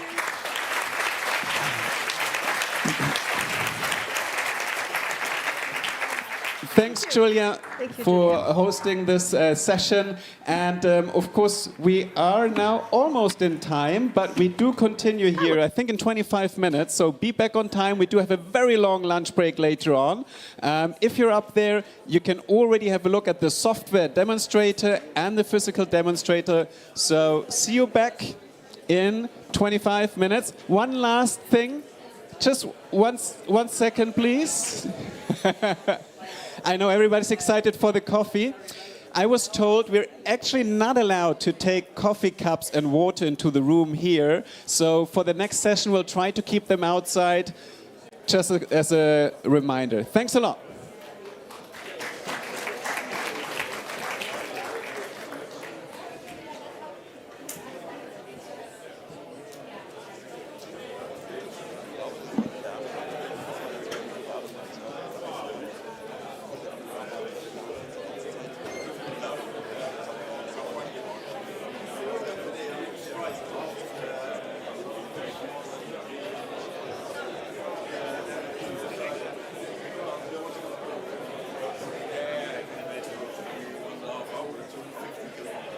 It's not that far, yeah.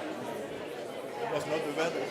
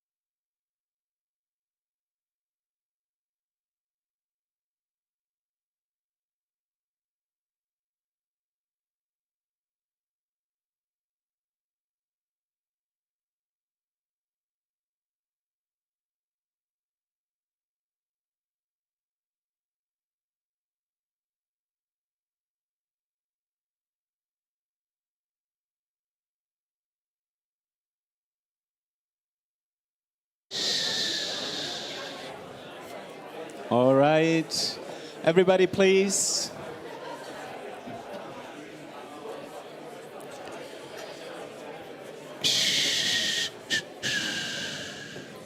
So interesting.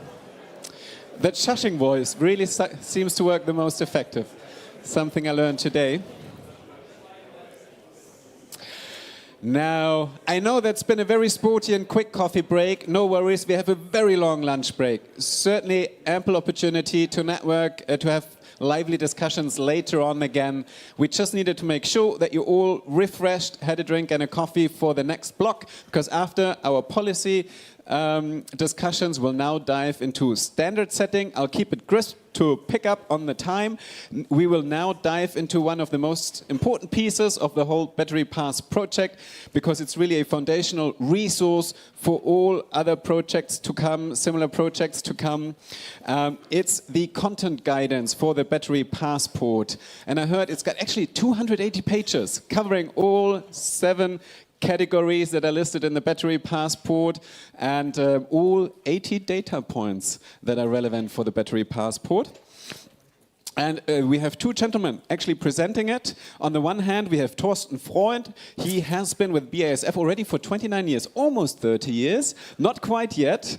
And he has somewhat of an history in regards to battery passports. I think he's already been part of the project at GBA, then joined here for the Battery Pass project, and now is taking all that knowledge to ChemX.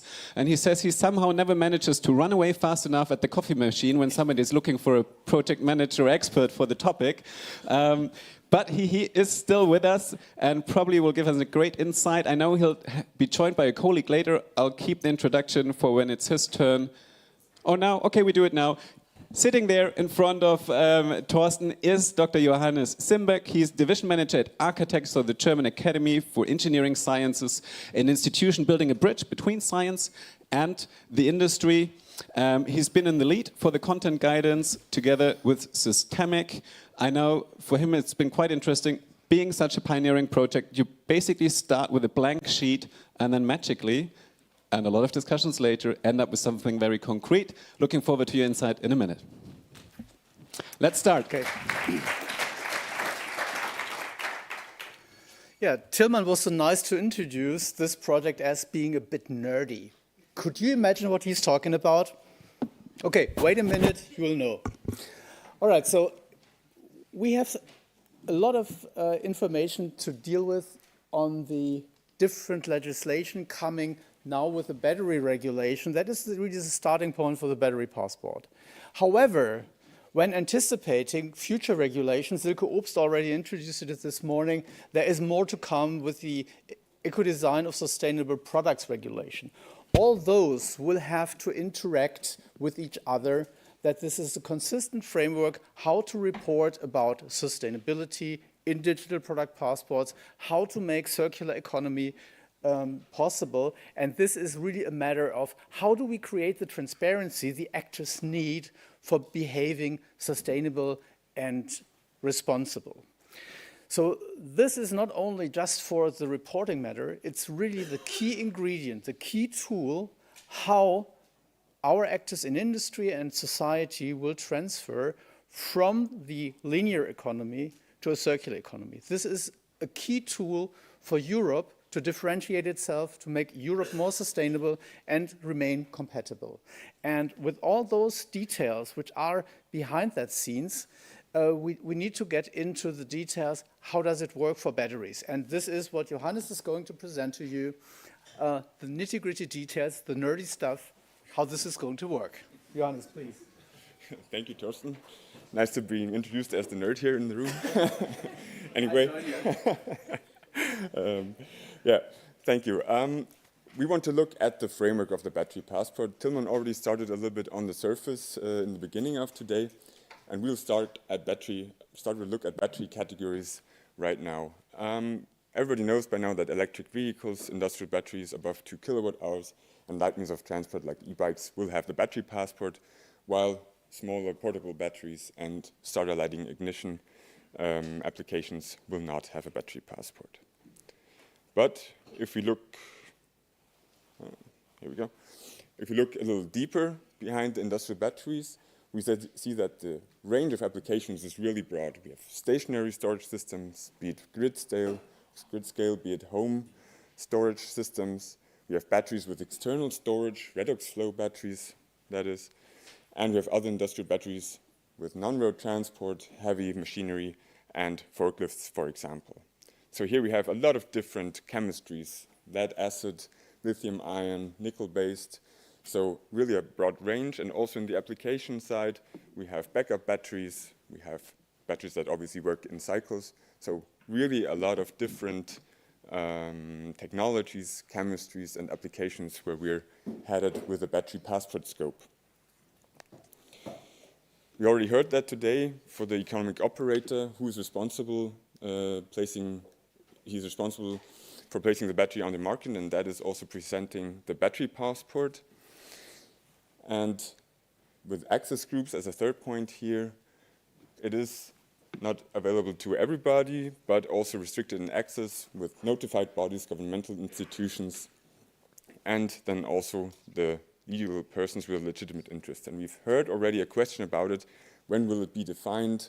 Who will check for whether those legitimate interest groups are actually having legitimate interest? That is really one of the issues we heard today earlier that should be clarified rather sooner than later. And the bottom line here is, one size does not fit all for the battery passport. The different applications, the different chemistries, the different technological parameters really make it necessary that we have application-specific definitions and measurements for those different batteries with their characteristics. That is also, Tilman also mentioned it before earlier, for the economic operator who's responsible for the placing the battery on the market. Some may produce the battery passport in-house. Others may look at service providers to make it for them, because we have OEMs for large EVs. We have also e-bike producers that will have not the strength in-house to produce it themselves. And with the access groups, also there's one size does not fit all. We have the legitimate interest, where the recycler might look at the composition of the batteries, but it's such a highly confidential matter, the composition of batteries, that not many more should really have a look at these information. So here we also need to take a look at which data will be required to be seen by which legitimate interest group. Moving on from the more broader framework to the overview on the data. And we already heard today it's about 90 data attributes that we have available. And I want to make 3 points here. So first of all, we have the headlines and the different clusters that can actually be used for any product if you look at it. It's product agnostic, and with a hope in our mind, in the consortium's mind, that a uniformity across DPPs can be accomplished by having those different headlines available in different DPPs. Then the second point is, when you look at more closely at the different data points, we have something more or less trivial, like the manufacturing info on identity, place, and date of the manufacturing. But then there's the carbon footprint, which has a lot of data and has a lot of suppliers that need to be involved to have this data available for the battery passport. So this is quite not the quantity, is it 85 or 90 data attributes, it's also the quality of the data attribute that makes a lot of the effort for the battery passport. And then the third point, we have static data, that is most of the data in the battery passport, but we also have, when you look at performance and durability, dynamic data that needs to be transferred from the use phase into the battery passport. And that comes with unique technological matters also, that dynamic data can be transferred actually into the battery passport. And we'll have a closer look at that part right now, into the value chain. And I want to start with a more or less common misconception that may be around the upstream data transfer is not part of the battery passport itself. It is required to provide in the battery passport the information on carbon footprint, but the battery passport itself will not transfer your data in the upstream supply chain from the miner to the OEM. The battery passport starts when the OEM puts all the data that is required for the battery passport into his back-end system from the suppliers and so on, gathers it, processes it, and transfers it into what we call the data repository. That is then the entity where the outside world can gain access through the QR code to this data in the battery passport. And I already mentioned before, we have static data on the left, but you have also dynamic data that the OEM, which is here the responsible economic operator, needs to include into the battery passport. So for example, the static data is expected lifetime in number of charge and discharge cycles, but we have also a dynamic data attribute in the battery passport. That is the current number of full charge and discharge cycles. And we already heard the question before about what does that mean?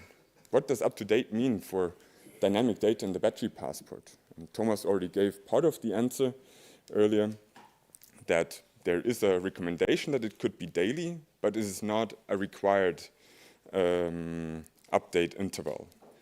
We discussed in the consortium also that we should rather look at the proportionality of whether data should be updated in terms of its use case. For example, the current number of full charge and discharge cycles doesn't make sense to be updated in real time in the battery passport most of the time, because nobody will look daily or in real time at this number. But when a person wants to sell his or her car, they want to know, okay, how many cycles do I have? How much rest value do I have in my battery? And I want to use it to resell my car. And together with the dynamic data is also the question of connectivity. If a car is down in the basement, is parked in the basement, or an e-bike is also stored in the basement, does it have connectivity even at all to the battery passport? So conveying that information into the battery passport is really a thing that everybody needs to take a closer look at. And it should be separated from the data that should be transferred in the battery management system. So there's a requirement to do it more or less daily, which will also be used for energy applications to charge and discharge to the grid. So there's probably a use case with more need of a daily update or even a real-time update. But this is a different system than the battery passport, so that should be in mind for us to discuss. Then we have some definitions that have not been dealt with really. So there's accidents, for example, in the battery regulation. And so far, to my knowledge, or to our knowledge, there's no standardization process ongoing what that means to put in information about accidents into the battery passport. So there's a gap that we identified. But a lot of the standardization processes are underway. M579, we'll hear about that in a minute, I think, in the panel, where issues will be dealt with and definitions be prepared for all the different applications that I mentioned earlier.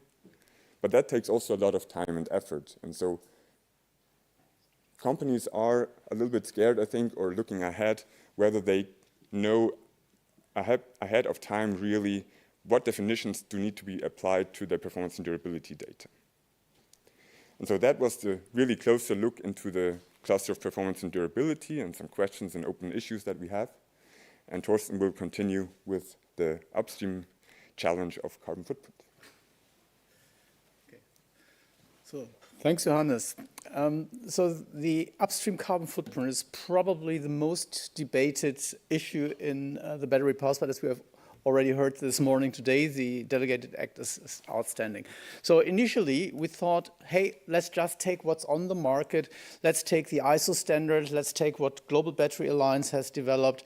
Let's look into the frameworks of the chemical industry, how the emission factors of carbon are attributed to the individual processes. So very simple, every process emits carbon over the value chain.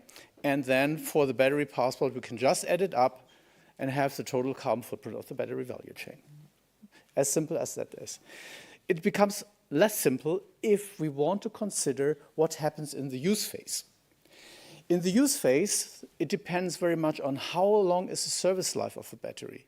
At the point of time when the battery is brought to the market, we don't know it. That happens 10, 20 years later, and we have to live on anticipation. However, these anticipations are covered in the first version of the Delegated Act in a circular footprint formula. And this circular footprint formula anticipates what's happening over these useful lifetimes, how long the battery lasts, and it especially assumes the recollection rates, the recycling efficiency for a time in the future. And so it's all about what you pay taxes on an income that your neighbor will make in 10 years. So that is a system where we have some issues. However, it is quite important to really anticipate and report on the efficiency of a circular economy. Circular economy is not just a self-fulfilling prophecy, it must be proving their value. And this proving of the value you could achieve if you consider the end of the life by taking away what comes from the mining and refining and is replaced by the carbon emissions from recycling processes themselves. And therefore, you need to cut off, after the first life of a battery, measure the recycling emissions and report this into the second life cycle of a battery. So that means we have accurate measures, and we would propose that this is considered in the European regulation. This is elaborated with all the pros and cons and these arguments in the literature references you could find in the slides when they're distributed. And this is really very important for the industry. It's not only for the batteries. Remember the first slide. Batteries is the pioneer. ESPR is coming. And if batteries report differently on carbon footprint than all the other industries, we will end up in a disaster. This cannot be handled. Industry needs security and harmony for the measurements, and that's what we are striving for. So in order to harmonize things, it's very good to have standards. When we started this project, this was a consortium project on a more or less voluntary basis.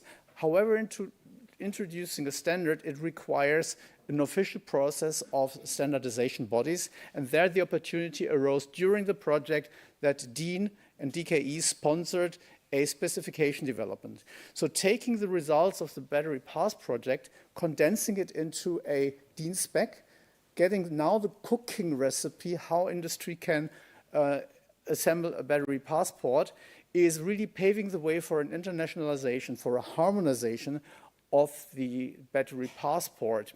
That will give some clear attributes to the industry, what they can work on, how to introduce the battery passport, and that you can shape these arguments into a really functioning system.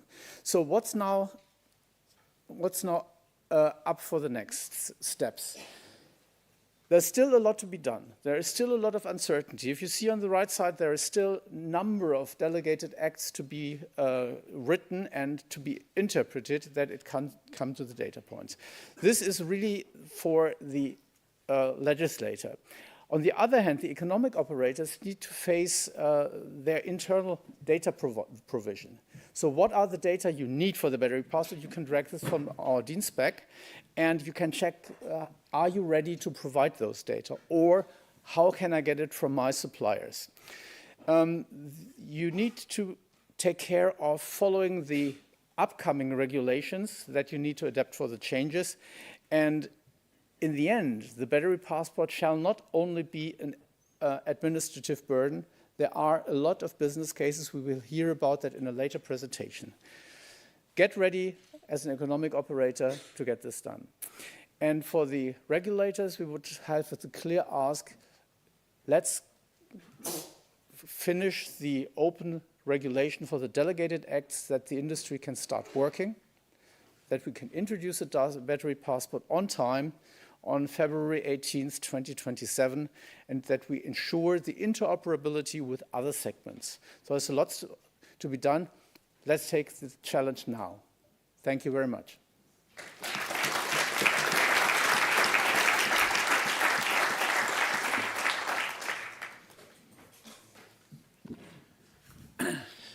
All right, wonderful. We are so good in time. I think we can take 1 or 2 quick minutes for spontaneous questions. Are there any in the audience? Yes, please use your microphone. Good morning, Jan Terkert at Umicore. There's a potential benefit of the battery pass that I don't see, but maybe it's because I did not watch carefully. It's about, do you foresee something about deregistration of the battery after its first or second life, and to take track where they are to ensure that they are well collected and going to indeed to the recycling industry? Because a lot of batteries are leaking out of Europe. Quick answer. Yeah. So the battery passport system would certainly need to take care about tracking where the battery is and where it ends up. So if it leaves the European premises, there must be some checks established. That's not regulated yet. The easier part is if a battery is recycled at any point in time, either after the first or the second life, the battery passport needs to be deregistered when it is falling into the shredder, so to speak, at the end of the life. So it means that after, let's say, 20 years and a battery would not be deregistered, somewhere a ring would say, hey, where is this battery? So this leakage is hard to avoid. I know, yeah. You don't know so what you many don't questions. know. Okay, thank you. We cannot take all the we have 2 quick minutes, but Tilman, you want to answer something? Yeah, excellent question. Quick point. We'll talk about that in our presentation later because, yes, that is a value case that we actually also quantified, and we believe that it's really valid. And the Commission, including DG TechSuit, is actually working on this, integrating it right now because they very much believe that data for the customs authorities is very valuable. I see some eager interest in this topic, so maybe we'll go a little bit over time. Very quick question in the second row. Yes, thank you. I'm Pauliina Hardivaara from Cleopac GmbH. Good presentation, and I would like to continue on the excellent point made earlier. This would be very valuable, and this is actually the same question that our customers in other industries have pointed out. If we can track, let's say, other objects in other industries, this would be very valuable for the business cases. So, of course, it's always a question which is regulated, and I'm not stating we should need more regulation or make things more complicated, but this is definitely a very valid question and something that our customers in many industries in Europe would value and are questioning after as well. Not a question, Thanks. but a statement backing up that point. But I'm pointing out that this is something, maybe the question here, if I can point that out, what is the next step? Are we also at the same time making the regulation easier, or are we trying to push certain things that would enable the European industry and global industry to go for the circular economy? That's my question. Quick question, quick answer, sorry, so that way around. I think that's the key question for the new Commission, right? We have so many different DPPs coming along, not only ESPR, not only batteries, but also others like Euro 7 vehicles and so on. So that's the key question, that the different DGs will work together, and I'm confident that they will, right? But they need to have that in their mind, and that's cutting the red tape that we heard also earlier from the panel. Just agree. Cool. There's 2 more questions back there. First, the lady, please. Thank you. Julianne Adams, I'm the Secretary General of the European Battery Recyclers Association. And one of the things, and we've had many conversations with the development of this document, the concerns that we have that I'd like to see if you've actually considered them is a correct understanding of the battery, the end-of-life battery chain. Because exactly as Jan from Umicore, who's one of our board members, has said, trying to track a battery, EV batteries possibly, because they're nice and large and they're easy to spot, but industrial batteries and portable batteries, forget it. At the point where it's collected, and if it's not declared waste, so in other words, a garage decides that that EV battery has reuse potential, it's not declared as waste, there is no legal obligation to record anything. And so you don't know where it goes. And there's no obligation, although there is in the regulations, it says the passport should be updated if the cells are swapped, who's going to enforce it? So, what work have you done on enforcement and verification and the non-waste route? Because it's not apparent from reading. So an important blind spot. Yeah. So Actually, these are all questions which are coming up during the project, and we have considered some of them in the value proposition of Battery Passport. However, we have no clear solution for those. I know that there is a lot of discussion going on in the joint technical committees for the digital product passport system, where these updates are foreseen, where all these use cases need to be considered, but this is a broader discussion we couldn't solve here in this project. So that goes beyond our project. Last question. Please come and talk to us then. Yes. Yeah. The Bongo from KPIT Technologies. I have a question that you mentioned on the dynamic data, full cycles of charge and discharge. So is there a strong definition for that term? Because in typical EV batteries, you never do a full discharge or a full charge. I think standardization is working on it, and of course there is not always any full discharge or charge, but you can also have I don't know the English words, but half cycles or partial cycles. Yeah, partial cycles. That then you don't have a natural number 1, 2, 3, 4, 5, but a comma, right? So. Thanks a lot to both of you for this excellent insight and for answering all of our questions spontaneously. Johannes Simberg and Thorsten Freund. And please make that conversation happen in the break. That did sound very promising. Now, let's catch up a little bit. I think I talked to somebody earlier and we were like, okay, you know, if you look at Industry 4.0, it sounded also swell and having smart factories. And I think we had these discussions for 10 years already and look where we're still struggling. Now, that bears the question, might this have a similar fate where we have a very, very compelling vision. We do know it does provide value, but then is it technically feasible? Can you actually implement it? Can you make it work? And that's exactly something that our next two speakers have an answer to. On the one hand, Patrick Gehring from Fraunhofer IPK, so next to Architect, one of the most important consortium partners, because they were also a partner in the German Circular Economy Initiative and were elementary in the project application. He's also the lead author for the technical guidance and framework. And along with Nico D'Agostino of Circular, who is responsible for the technical demonstrator. Where are you? Here. Well, Patrick is making a start, and then Nico will join later. Welcome. Great, thank you. Looking back 3 years from now, the battery regulation was still a draft, the ESPR was still a draft, so we basically started from scratch. It was quite obvious to us that interoperability will be the biggest challenge we have to face. And when you listen to some of the definitions of interoperability, it's a little more than just IT systems talking to each other. It's about processes needing to be aligned. It's about organizations sharing information with the help of IT systems supporting that. So in order to better understand of the challenge we're facing, we had a deeper look into the whole value stream.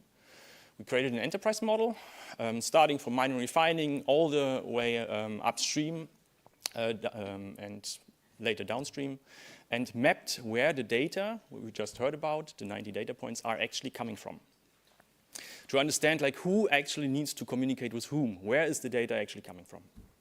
And then we thought about, okay, if it's up to us, if we choose what kind of standards it should be based on that system, what should it look like? What kind of criteria would we choose to evaluate those? We came up with 3 criteria which guided us through the whole process. One was cross-sector interoperability. So, of course, we're a battery pass project, but the DPP system itself needs to work for all the different kind of products coming in further regulations. In order to keep the entry barrier as minimal as possible, we vote for open and non-proprietary standards.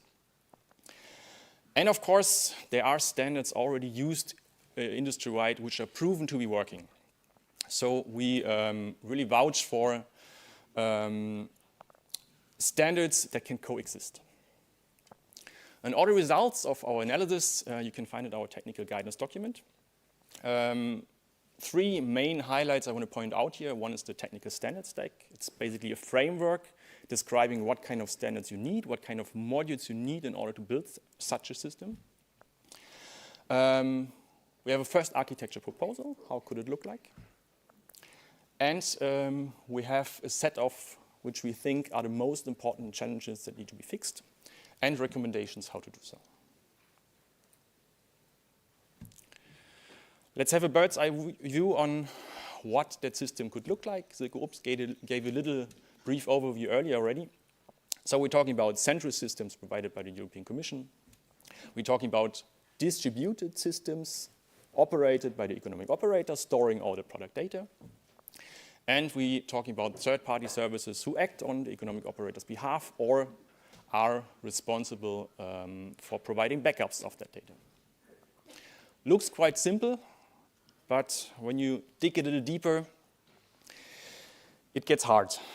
And a lot of those challenges you heard already, like, for example, we need to exchange data along the value stream, which is not mandated with the battery pass, but you need to do it to get those data.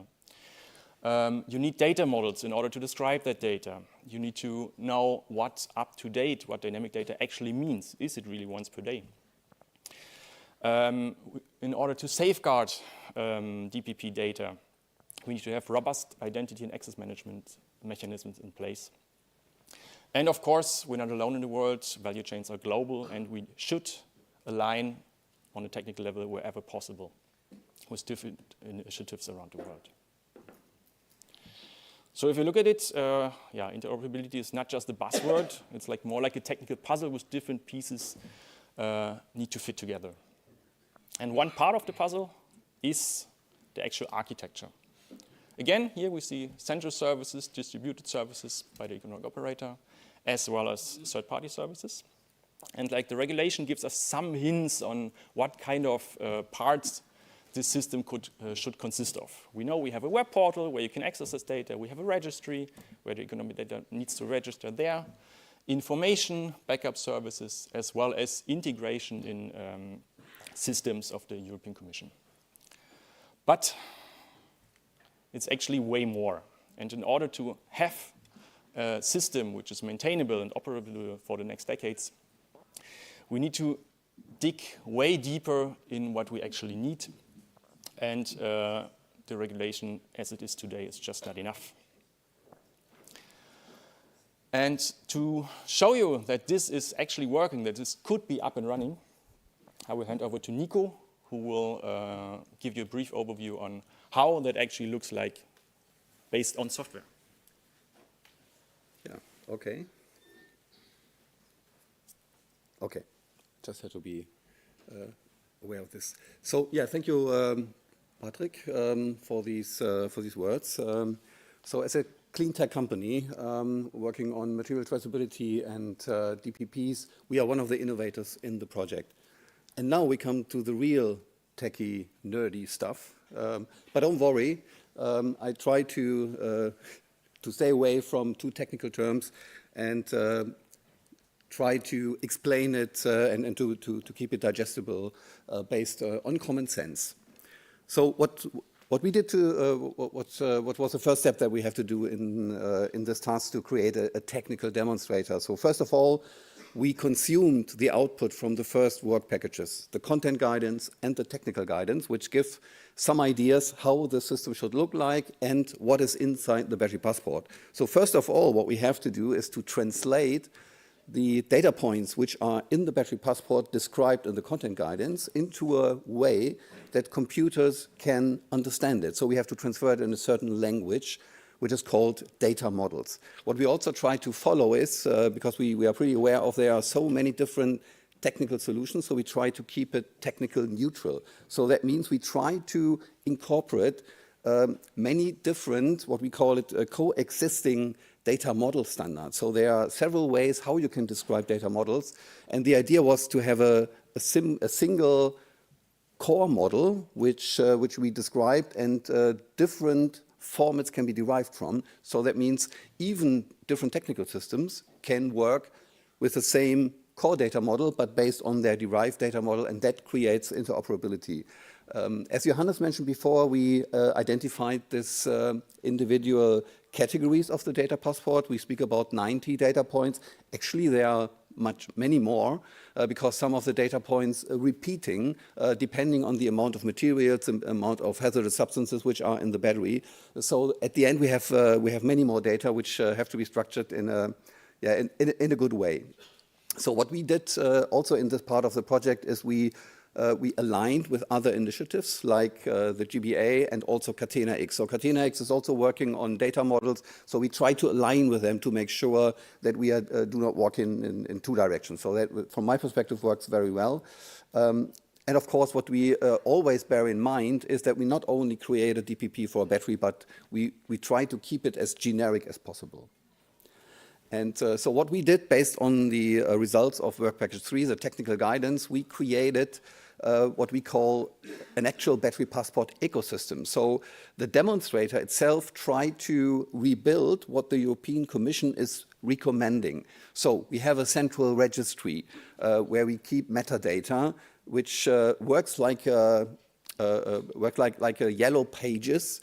When you have an identity, you get the information where the battery passport is stored. The battery passport is stored in different battery passport data repositories. We implemented it in a way that we have really different nodes in the whole battery space to actually find out what the best way to get access to the data. And then the question is, what to put into the QR code, and so there are several ways. You can just code the ID in the battery QR code, but that has a problem. If you scan the QR code, you need a dedicated app, and we thought it would be much better to directly scan the QR code with your mobile phone and directly get access, and that would mean you have to include the internet address in this QR code as well. And this is what we did. It points to the registry and then receives the data and show this in the different, so in this case, in the Battery Pass viewer, which is also public available, everybody can look at it.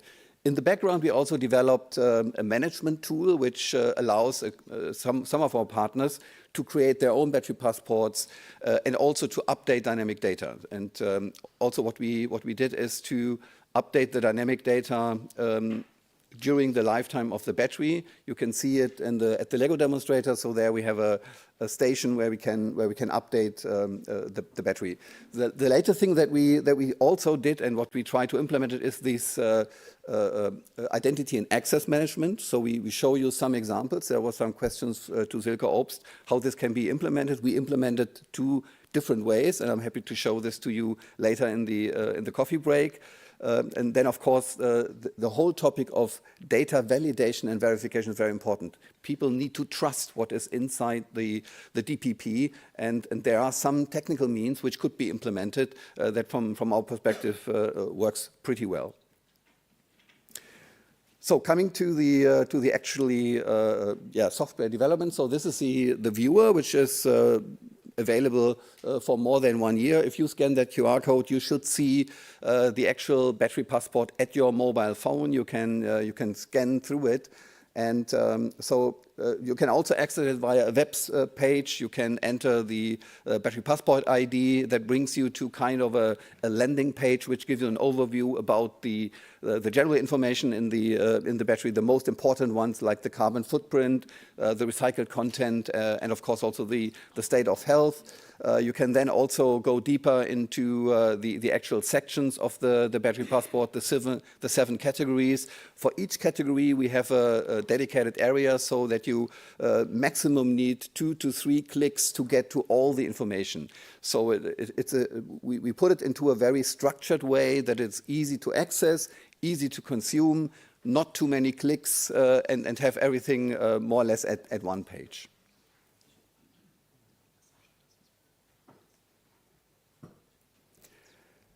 Yeah, and last but not least, what we also intended to do is to bring this rather abstract concept of a DPP into a more tangible way. And the idea was, and our partner Fireware has a good experience on that, we created a Lego model of the actual value chain. So what is a value chain? Not everybody really knows it, what's included. And we put it into a Lego model, and we connected the Lego model also to the software demonstrator. So we have some information, so we can demonstrate with some LEDs where is data going into the battery passport, at which station in the life cycle data from the battery passport is actually consumed. We also show how the individual materials of the battery are actually flowing through the complete value chain. You see here a model of a battery cell composed by anode, cathode, electrolyte and terminator. So the different colors of the bricks shows the different materials, and you see the individual bricks digging out graphite or cobalt from the mine site. You can see that those bricks are putting together at the cell producer, and this gives a much better overview even for non-experts to consume and to understand a little bit what's behind that. And of course, I'm happy to invite you to look at the Lego demonstrator, and I will also be there to answer some questions. Yeah, thank you very much for your attention.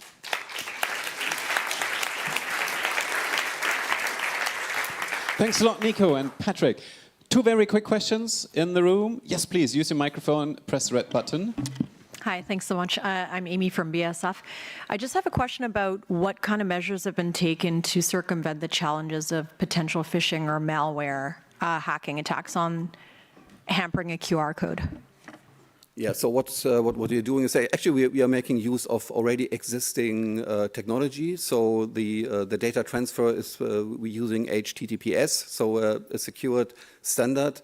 We also put in some means with making sure that the consumer of the battery knows where the batteries actually come from by using public-private key mechanisms. So we save a hash in the registry. When we load the data from the original source and the hash is not fitting, we flag. We have a red flag where we can show, be careful, this battery is not verified.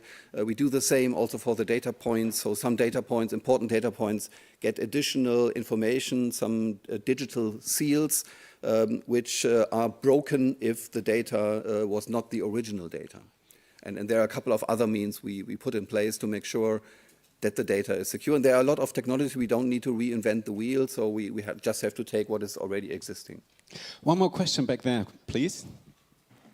Thanks. I hope you can hear me. So first of all, it's regarding access control, and the way you implemented this is very good. So I like the two options which you have.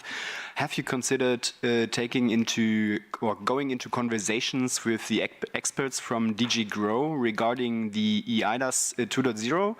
Regulation which is ongoing? Yeah, that's my main question in regards of roles and responsibilities, because you have already the technical version, but yeah, have you considered the roles and responsibilities in regards of EIDAS 2.0? I remembered some conversation in that direction, but I'm not sure. I look to Thomas if he can maybe say Quick something answer, to that. Thomas. EIDAS 2.0 was already, let me say, in our, let me say, consideration. Oh, sorry, yeah. And and it's now went into the activities of the standardization under CENELEC, JTC 24. It's about the digital product passport framework and system.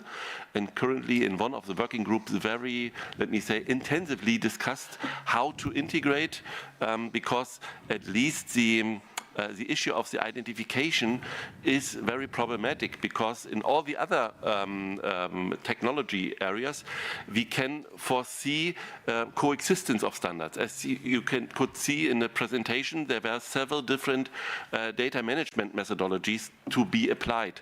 With the identification issue, it means with the EIDAS and all the security issues, is a little bit more problematic. So I don't think that I'm able or allowed now to talk, oh, it will be EIDAS 2.0 or not.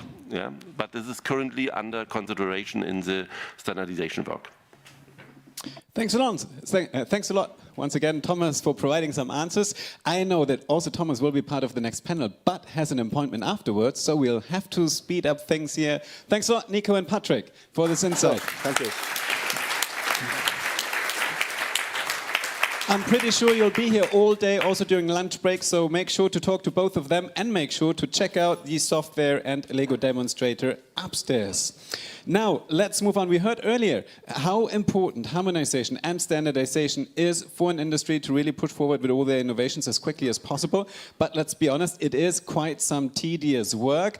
I always have the biggest respect of people really sitting in a room for hours and hours and days and coming up with norms and standards. I cannot imagine, but there are some people who are very enthusiastic about it, and specifically in Germany, there's a big enthusiasm for setting norms and standards, and one of these people that really bring life to such a topic is Benjamin Helfritz. He's leading the DPP project at DIN, and he's also been incremental from Germany, pushing for the founding of JTC 24. Welcome on stage. Very happy to have you as a moderator for our next panel session. And before I hand over to you, once again, during the panel session, send your questions using Slido. You'll see the QR code specifically if you're taking part as an online participant, but of course also if you're here in the room. Let's start it.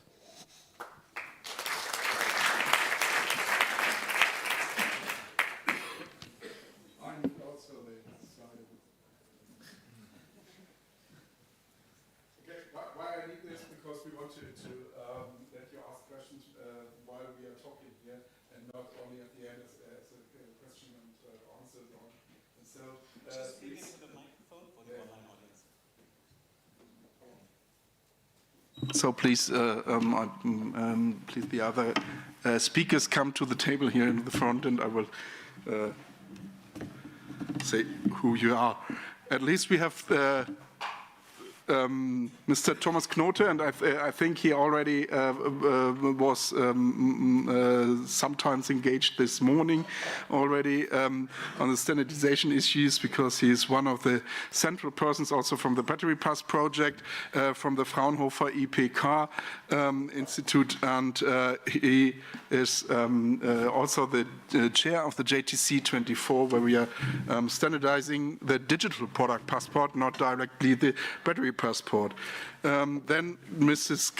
Dr. Kerstin Sanferro, she is standardization manager from the electronical part, the mirror organization, at least from Germany, the DKE, and then Kaisa Toros-Kainen from the Global Battery Alliance, who are making also some parts of standardization and in the supply chain view, and Tim Salatsky from ZIV, the Association for German Bicycle Industry, at least, who represents the users and the producers, and at least he will, in the first round, the last person to say us if we are on the right way with our standardization. But he also is very engaged in standardization since 15 years, and you can give them an applause.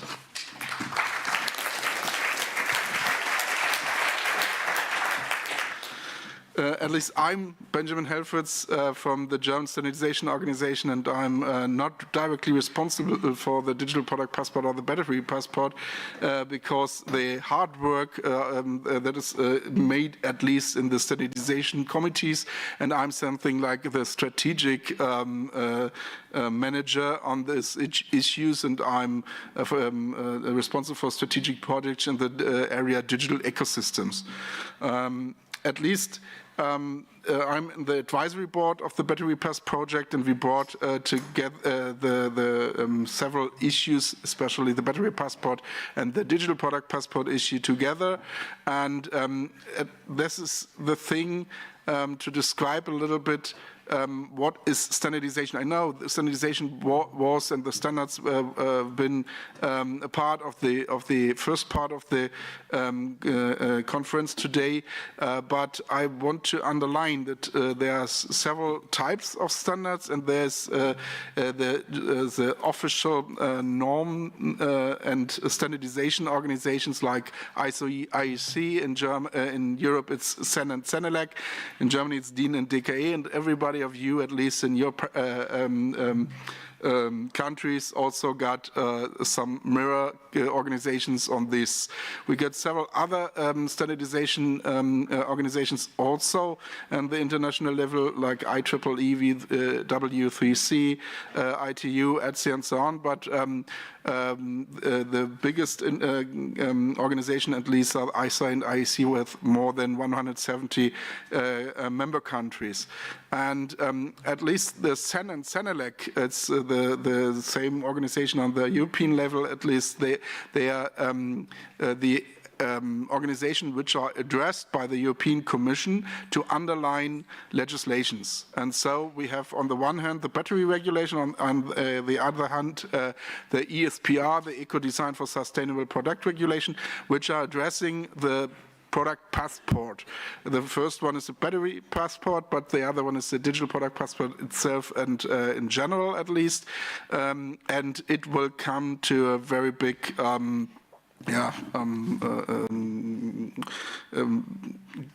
wie sagt man, Bedeutung. It will be very important in the future, because the EU Commission is thinking to bring up the product passport for every product category at least. And so now we underline the ESPR with the DPP system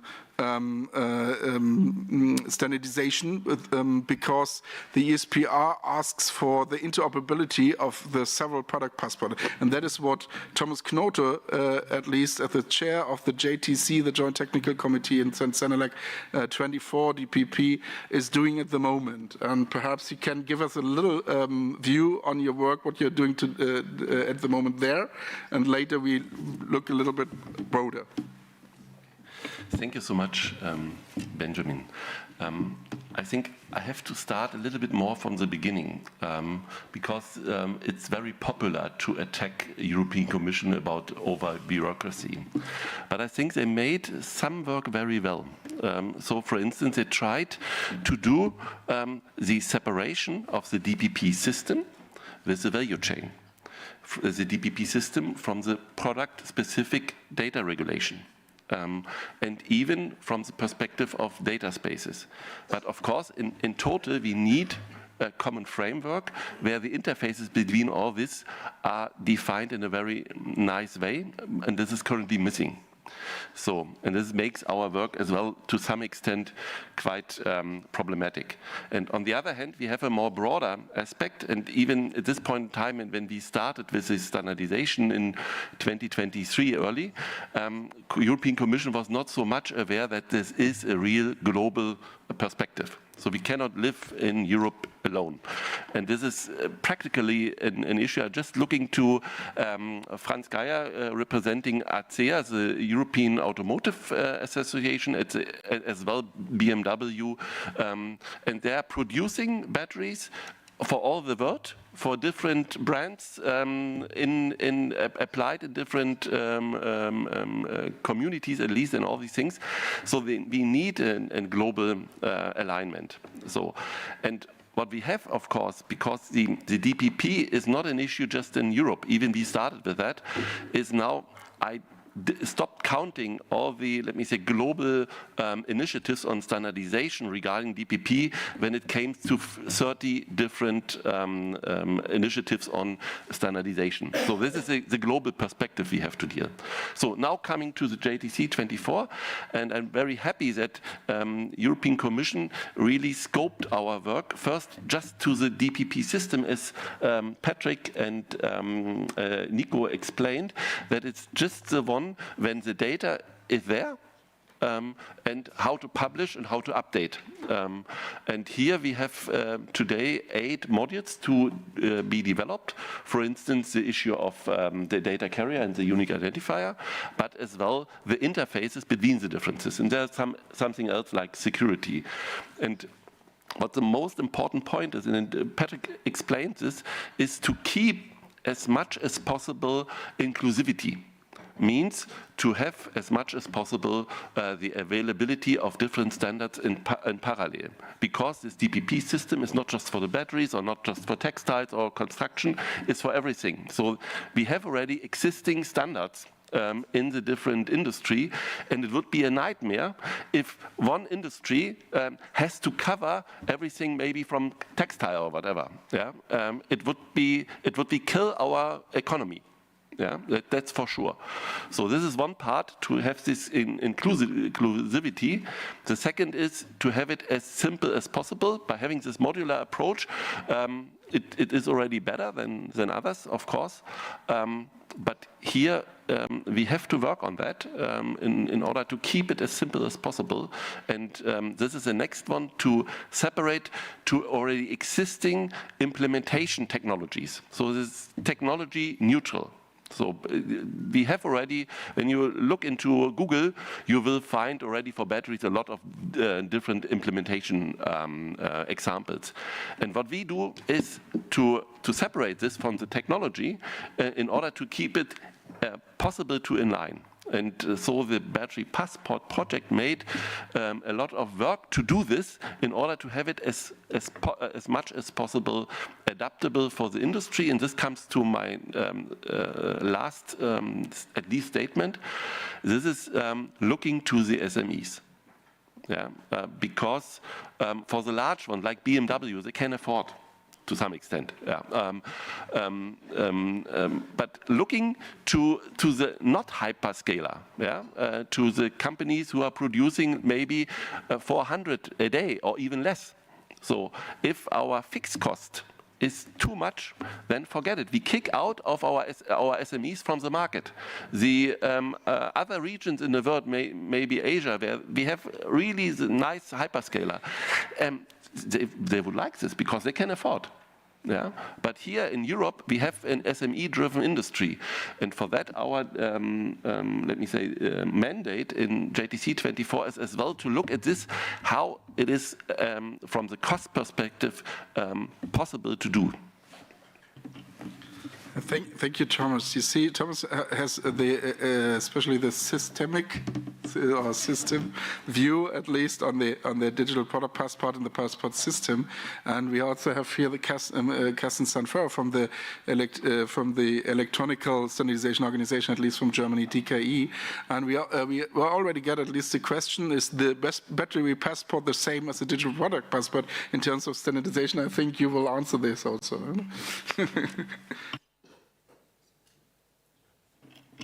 No. Yeah, thanks a lot for having me here.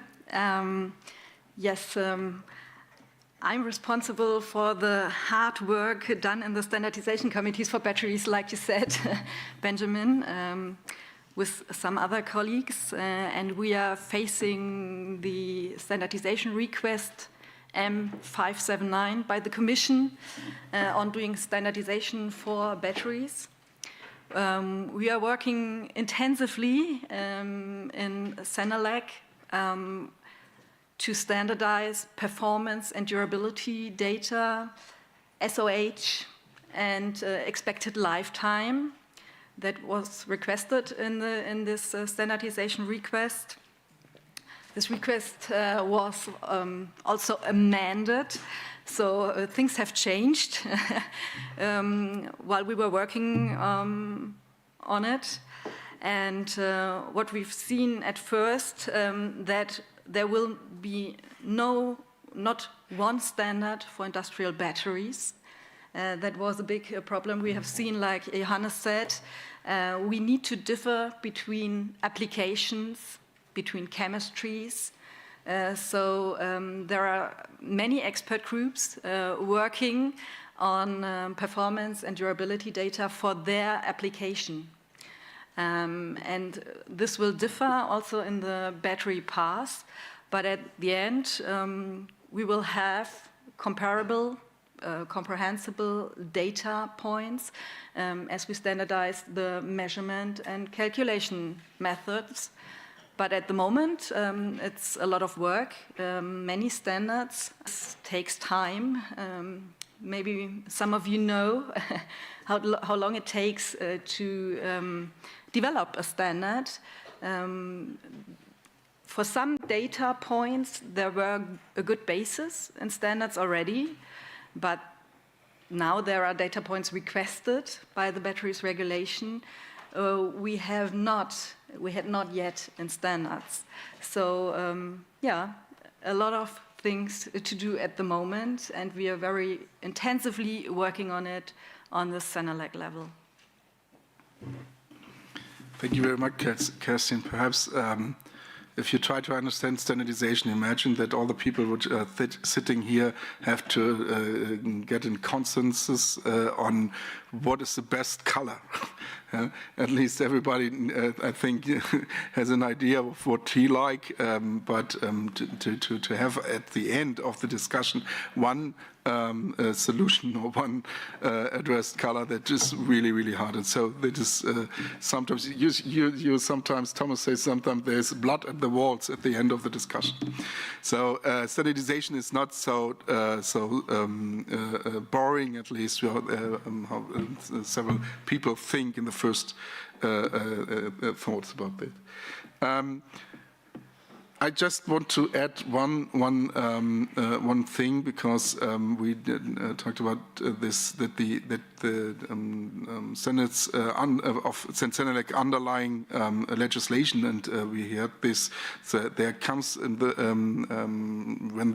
when the standards should do this, a standardization request from the EU Commission to Senelec, and then when the standardization organizations are aligned with the EU Commission, if they can achieve this request, there comes the standardization mandate. And due to this mandate, we have time to deliver the standards, and the standards at the end you can use for bringing up your products or your digital product passport on the European market and addressing the standard. There's at least the reversal of the burden of proof if it's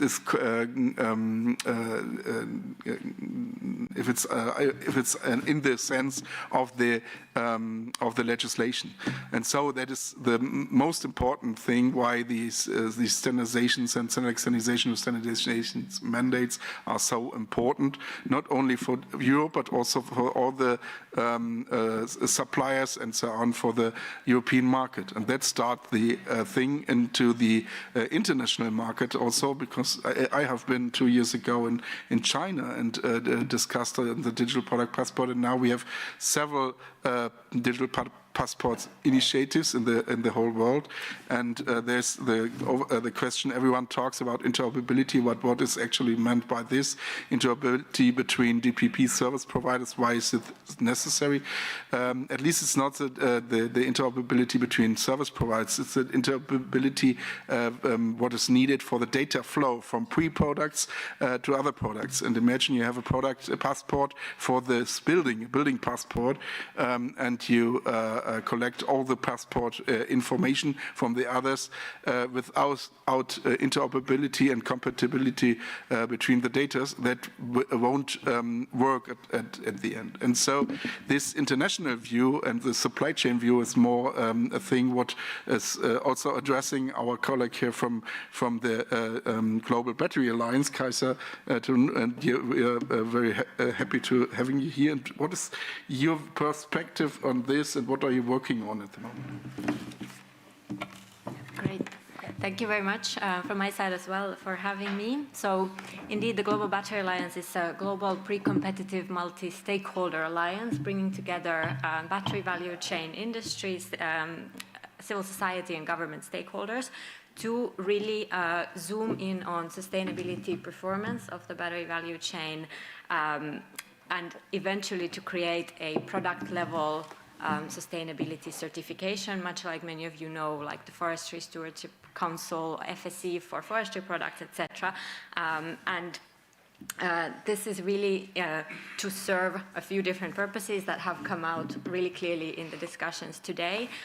There is a need for more transparency on the value chain, more transparency on the state of sustainability performance, be it around carbon footprint or social issues, and how that relates to compliance requirements also here in the EU, notably regarding the due diligence and carbon footprint requirements, but also other regions and other jurisdictions have their own due diligence requirements.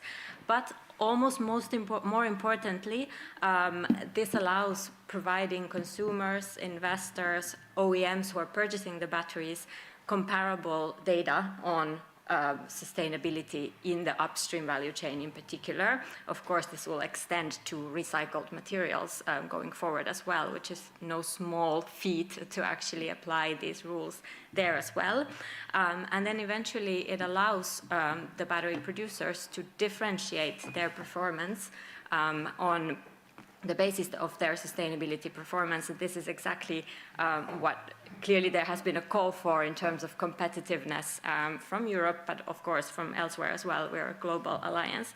And in this work, we touch upon standardization in a couple of different ways. Actually, we're quite often asked if the GBA is actually building a standard, not in the strict sense, at least, as we're discussing here. But perhaps the closest example is our work on the greenhouse gas rulebook that provides a global methodology for calculating the carbon footprint for a battery, and that has been a great collaboration with the Battery Pass consortium and has been also adopted by other standards or as part of their standards like Catena X and others. And this has really been an example of how a global multi-stakeholder collective can come together and together elaborate rules that are acceptable, realistic, implementable in terms of how to aggregate that footprint along the value chain. And there are other topics like that. So in areas where there aren't really standards, we actually can provide a space for initiating such a discussion, which can then eventually feed into a more formalized standard. A second way is really more related to the due diligence and ESG performance in the upstream value chain. So if you haven't heard enough acronyms and technical language during today yet, especially those of you who are actually having to conduct due diligence on your supply chains, will have heard the automotive OEMs and others, a lot of other new acronyms in terms of names of upstream due diligence standards. IRMA, RMI, Coppermark, etc., CMSI, and these are all existing ESG, environmental, social, and governance performance standards and due diligence standards on what information you are supposed to collect from your supply chain in order to be compliant and conduct due diligence. So basically what we are doing in this space is actually create harmonized performance metrics for these issues that consumers and others care about as well, child labor and all other risks were mentioned, but also positive contributions. So the battery investments have a huge opportunity to also bring jobs and economic development in different parts of the world. So how do we measure and allow companies to demonstrate that they're actually contributing to this positive effort? So it's almost like in the demonstration that we saw earlier, there was a due diligence report, a link to an external report. Instead of that, our aim is to provide comparable data indicators, a dashboard of a particular battery, and make it comparable across different batteries. And the final and third area is obviously to ensure that interoperability and exchange of these sustainability reports and certifications adopt and collaborate with those who are developing those data exchange protocols and standards and make them applicable at the global level, and also connect all of this information into that digital product passport infrastructure and adopt things like these performance parameters and others where we are not directly elaborating any work. So lots going on and really tackling more of that upstream part that has maybe had a little bit less focus in our discussions up until today. Thank you very much, Kaisa. It was just that we have not so much time and everybody is hungry, so he came to me and asked me if we how fast we can do this panel. But I think there are a lot of questions. But first, I want to get now in the discussion Tim from the German bicycle industry and your perspective on the standardization zoo. Perhaps we can say it like this, and what does help you at least? What is for you difficult to manage, and perhaps where do you see things what are still not be solved or might solved through standardization? Yeah, thank you very much. I'm very happy to be here and representing bicycle industry. So bicycle industry is using LMT batteries, so a new category of batteries introduced in the battery regulation. Quite interesting for me as a representative of, let's say, economic operators who are at the end responsible for the battery passport, that the people who are developing it and talking about the content and everything else are not yet clear on how to proceed, or let's say how to finalize the battery passport. And when I look into the time frame, it's not that far ahead of us that we are obliged to provide the battery passport with our product. And there comes standardization into play. Was also quite interesting to hear this morning also the clear link between regulation and standardization. That's why I'm also involved with standardization for 15 years now, and also in particular with electric bicycles, who do not only have to fulfill in terms of batteries, the battery regulation, but also quite a few other regulations, and where standards play a huge role in a certain legal certainty. So the presumption of conformity that you were just mentioning, so by fulfilling a harmonized standard, you also fulfill the underlying European regulation. So that's why for us, harmonized standards are very crucial in terms of showing compliance with existing regulation. But here, in particular with the battery passport, we have the situation that there's a lot of standardization going on. Some of it is harmonized, is leading to a harmonized standard, other is not leading to a harmonized standard, and we need to be very careful not to, let's say, over-standardize on the one hand, and on the other hand, for us, it's important to know what do we need to put into the battery passport, or what kind of information does need to be inside this document, and looking into the regulation, which is to a certain extent quite vague. So we need, delegated acts and more interpretation and information by the European Commission in order to be able to draft corresponding standards. So we're missing a few steps here. We try to be fast because there's a deadline, but we're missing input from the regulator. So that's a huge problem for us because, yeah, you start, of course, there's a deadline, but it could be that you go in the wrong direction. So you need to go back to start or to an earlier point and then take a new turn in order to be in compliance. And that is a huge problem that we're facing right now. Of course, from the industry side, it is very important to be present in standardization in order to influence, as I said, standards are used to show compliance with regulation. So from an industry point of view, it's very good to be present in standardization and influence the content of the standard, because at the end that will become more or less a law. Harmonized standard has a really high status, so that's quite important to be present.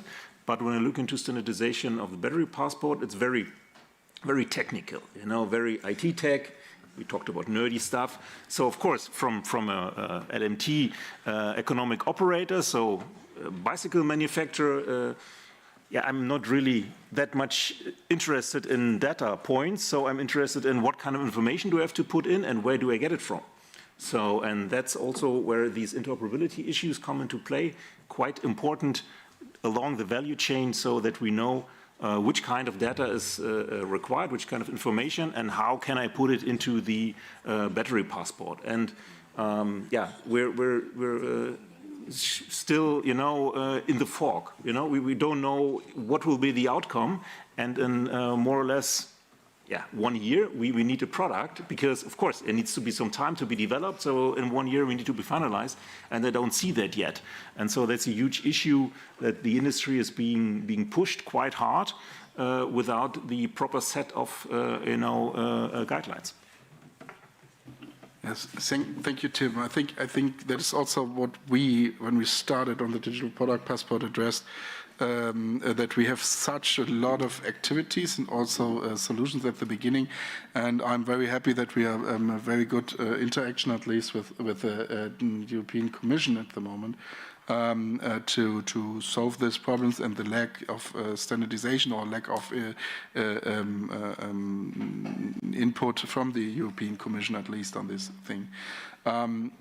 So we heard now 4 or 5 perspectives at least on the thing. One is the systemic view, the one the product view at least, the global and supply chain view, and the view from a user and producer at least. We have a lot of questions, and you asked me to open the panel also for the people in the audience, because that I'm not able to handle from here with the Slido. So perhaps we start with the question round. Absolutely. So we plan to go over time because we already included questions earlier in the session, so we knew we'd go over time. But I know that, Thomas, if you have to catch your next appointment, feel free to leave so we don't get you into trouble. Yes, so there are some questions online. Which one do you want to pick? You have a good eye for what's relevant in this context. No, I have to, because I have been at the morning in appointment. Thomas is now in an appointment, and yesterday and tomorrow. There's so much activities at the moment, and I think that is what we try to handle at the moment, because there's several things. But please, Thomas. Maybe we just take the first one. Yes, how can we get early insights into the preliminary results of the JTC 24 standardization? Well, quick answer, Thomas. Yeah, this is very crucial and hard, because this is part of the standardization to have at least the first version when it is mature. And this means when it comes to the voting to the BTs, this is the technical directors from the different standardization bodies in national standardization bodies. So what I will do is to ask European Commission and CENELEC how to make this process more transparent, because by law it is not allowed today to come out with preliminary results. But I think in front of our industry, because they need substance and they need preparation time, this would be one of the parts to discuss with European Commission to get out much earlier with these results. There are a lot of people in the room, like Nico and others. They are always blame me and say, Thomas, what's wrong with that? Why you cannot have it open? I'm from legally perspective binded here, but this is I take this to the European Commission and CENELEC how to deal with that in a better way. Thank you. Let's do a quick round of very quick questions, very quick answers. I know the topic does not make it easy, but... Sorry, I have to intervene here. Sorry, Thomas. I think with the wording that was not very precise and might lead to a wrong image here, Thomas. It is not prohibited by law anyway. There are internal regulations of European standardization organizations, and there are confidentiality agreements.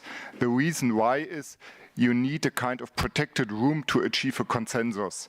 And in that, it might be disturbing to disclose information if you have a discussion.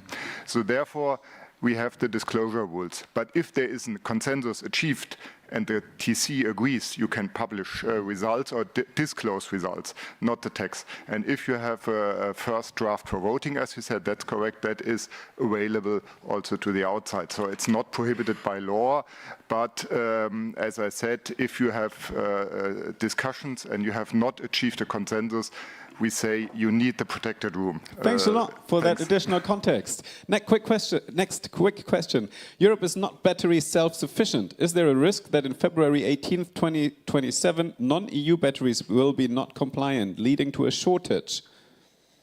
Quick answer. I'm not sure I can answer that question exactly strictly, but I think it links to a broader point on readiness, which has been really the word of the day in terms of regulatory readiness and otherwise. And it also speaks to my colleague's question here on what do? We don't know what data to put into this digital passport. Where do we get it? And I think it was referred to earlier. due diligence, and this is now more related to that part, at least on upstream risk assessment and due diligence, which could lead to non-compliance as well, is not a new thing. We don't, notwithstanding at all the importance of the guidance that we're all expecting, we don't need that to start getting ready to be compliant with international guidance from the OECD and others on due diligence. These are global requirements that have been in place for a long time. Resources exist, including our rule books, which we piloted actually last year with a number of our members, and it provided them quite a lot of insight on their readiness. So I would encourage just everyone to start putting in place due diligence systems, processes, and work with others, industry and other stakeholders. And in that case, we'll have a possibility to react at the moment when Wonderful, when the time thank you. comes. Thanks. Quick question from the room, anybody? Did I see a hand? Yes, use the microphone, please. Thank you. Gordana Kirans again. I have a question about another batteries that are smaller in size, but by sheer volume of appliances that we use, like laptops and phones.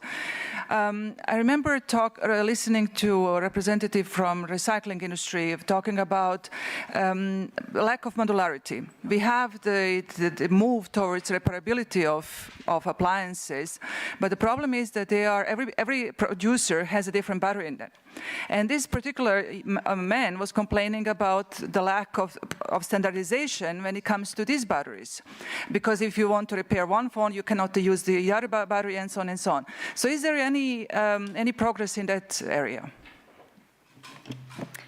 On the national level in Germany, we have a working group talking about the repairability of batteries. And we are also talking about the smaller batteries too, because there are some repair actions at the moment as well. And yeah, we have seen that the biggest problem is the lack of information, which battery is in there, how it can be get outside and open and things like this. You should not normally open it on the easy way. So we are talking on this topic on the national level at the moment, but this is also in the work program within the standardization requests. So we will try to make a European standard on repairability of batteries. Thank you. Quick statement. Yeah, just a very quick statement. I know there is some discussion about maybe it would be beneficial to have a standardized battery which always looks the same. We have to look. We would have to dive into that. Whether it's a portable battery you're talking about, so in cell phones, for example, or is it LMT battery? LMT battery is from its concept totally different from a portable battery. Usually, LMT battery consists of quite a few cells, which are interlinked with each other. BMS also included, and the question is. Do we hinder technical development by specifying a unified battery, which will always look the same? So there's no gain from further technical development in terms of higher capacity, so smaller batteries, for example, or same capacity, smaller batteries. So that's also questions that need to be answered. And what also comes into play is a lifetime expectancy of the battery. So usually LMT batteries are used for quite a long time. So we're talking about 10 years and more. And there's a question, do we want to really set a definitive dimensions of the battery for such a period of time? And then in addition, you have issues of communication of the battery, charging.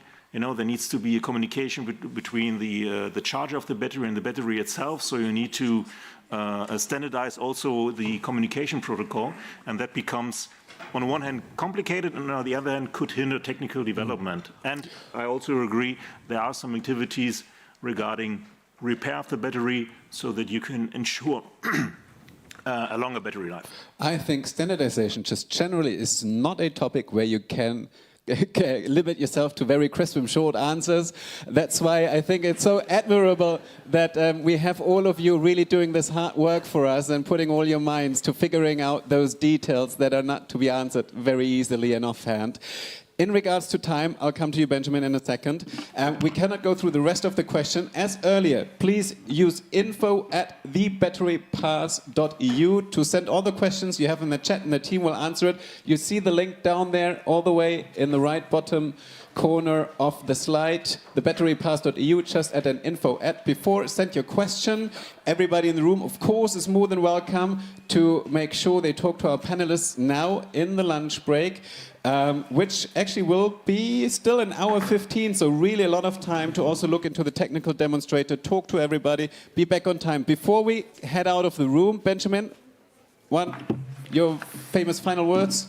My final words are, we have to bring all the activities together, and that is what we're trying now, and what is Thomas now trying. We are doing this with the JTC 24 on the system, and we will do it also. It's on the international perspective in the ISO ISC in the future. Thank you very much. Thanks a lot, Benjamin.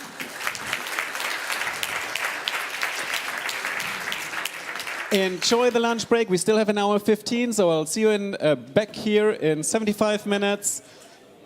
Looking forward to it.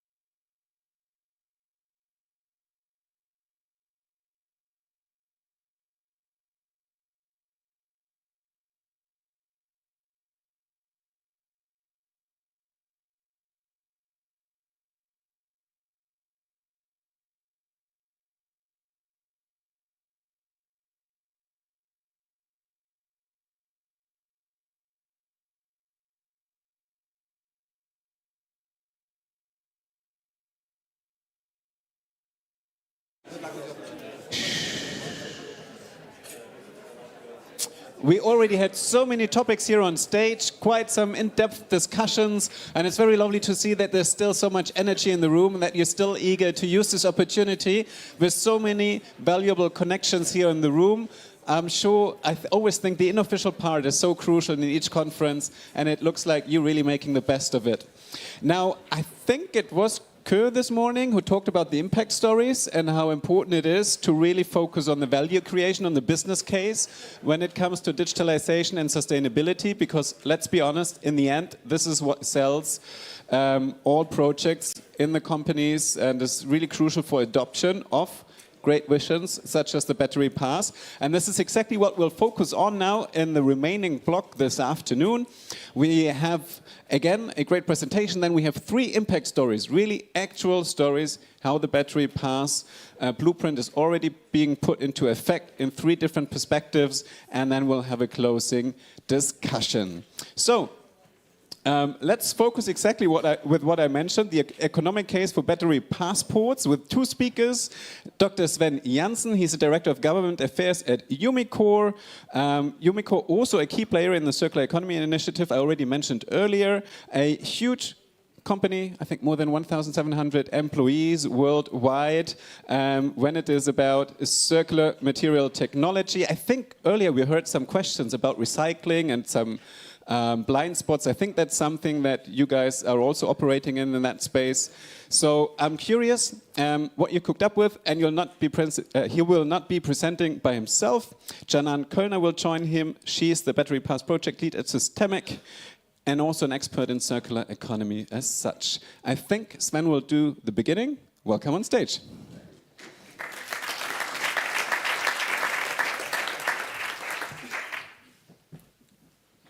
All right, nearly a lost time accident here. About 12,000 people in Umicore, not 1,700, but no matter. No worries. No nerdy stuff now, so don't worry, after lunch, I'll try to keep it easy for you. I need to click the button, right? Okay. So talking about value and battery passport. So value is apparently very, very relative term, right? If I asked you guys what is value, how do you define value, what would you say? Just shout. I mean, what is value? Money, okay. There's no wrong answers, by the way, I promise. Anything else? How valuable it is for me. I didn't hear it, but it was right. Anything else?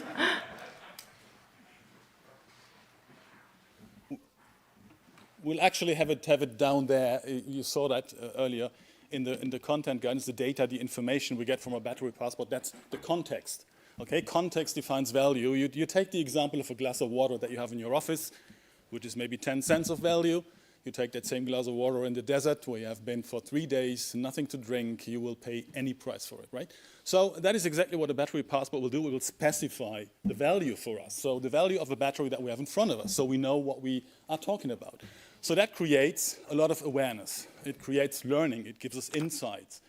And that is the second aspect to value and battery passports, means that it will help us to retain value. Because what we want and what the idea is that battery passports, what they will do, will take us from a linear economy to a circular economy. What does that mean? It means that it will help us to make things reversible. So we have reversible products, reversible processes. It will make us quality-driven more than quantity-driven. It will make us keeping access to resources versus losing access to resources. So that is where retaining value based on learning curves, so the stages of learning, you may be aware of that, from we don't know what we don't know to we know what we know. That is where a battery passport or a DPP in general in the future will take us towards. And that will give us a situational awareness of the product. So it comes along with its CV. It tells us what it is, what it's all about. With the static and dynamic data we will have.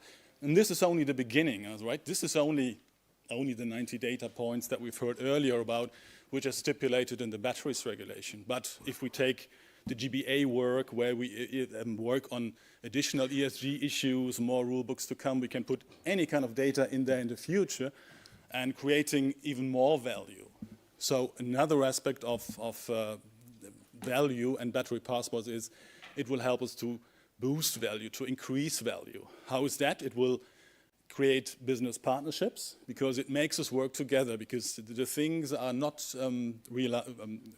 be put into practice if we don't work together. So collaboration, more integrated ways of working along the value chain, that's what we need to do. That's what we already have started with. The consortium here is just one idea. There's many more multi-stakeholder organizations in place and more to come. So we need to do that together. That's one thing. It will make us more competitive because it will force level playing fields, and it will make us compete on innovation. And that's what we want in business, right? That's where we are good at. And another aspect is partnerships I already mentioned, is sustainability, because it's an ESG management tool in the upstream, and it will make us more sustainable. Sustainability as an additional driver, as an additional dimension, if you will, in making us not only commercially and technical, but also ESG-wise more competitive. And a fourth aspect on value that it will create is, and I've forgotten it now, so let me take my notes, because I try to not bother you with too many slides, and that's why I was thinking to more talk than present you something. Excellence, business excellence, of course. I mean, smart cost positions, right? So helping us to adapt our processes, making them reversible, and by that boosting even our excellence. And that is also something that we typically do most efficiently, working. That is what businesses are all about. And that's, if we all of that do together, that is what will help us increase the value, boost value, retain value, and take us from linear economies to circular economies. I think there is a second slide that I should talk about, and this one. And that is a bit about the methodology of battery passports. I mean, how do they function? So in the upstream, you could say it's kind of an ESG management tool. It will make things more transparent, more visible. It will help create a level playing field. In the downstream, it will kind of serve as a complexity management tool. When we get batteries back, all of these different types of batteries, I think the best surprise is no surprise in business, and we want to know what we get back.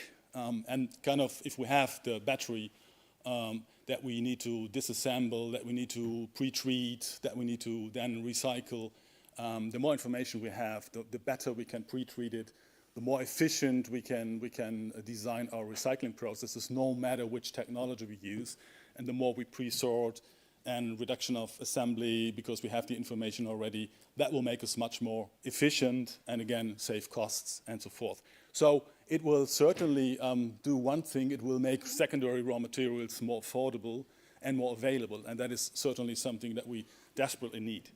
And then in the round stream, I'm over time already? Okay, and in the round stream, it will, as I said, it will also safeguard that we kind of align the R strategy so that we don't start competing, but thinking about what can we do when. So not recycling for the sake of recycling because there is a recycled content, a quote that we need to fulfill, but do whatever makes the most sense and gets the most value out of a battery. So aligning our strategies and not competing, so more and less or. And what else do we have on the slide here? Digitalized value chains. What does it mean? I mean, all we have heard today, it will force us to kind of self-reflect what we do. I mean, now we all are asked to look at our data, at our processes, get these data up and running, ready, so that we all together work on compiling them so that they can end up in a battery passport for a defined target group. And imagine there can be way more target groups in the future with many different data that we aggregate differently. So I think the battery passport itself, that's only the peak of the iceberg. What we need to do is we need to think bigger. Bigger is the underlying system, and the underlying system will be able to do all these things that we have talked about.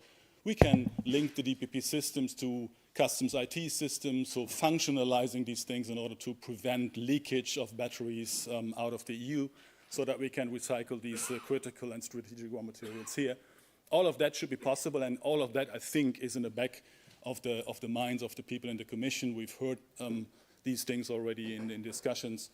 And I think that is, if we want to get a taste for value and battery passports, That's what I wanted to share with you, and over to Canan.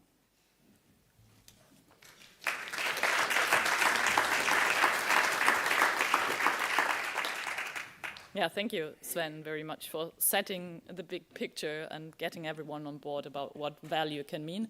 And what I would like to do with you now is to briefly take you to some of the work that the Battery Pass Consortium has conducted, and which is also, like amongst everything else that has been discussed and presented already today, is I think very important for each and every one of you who's coming with a business lens on it, which we call the value assessment.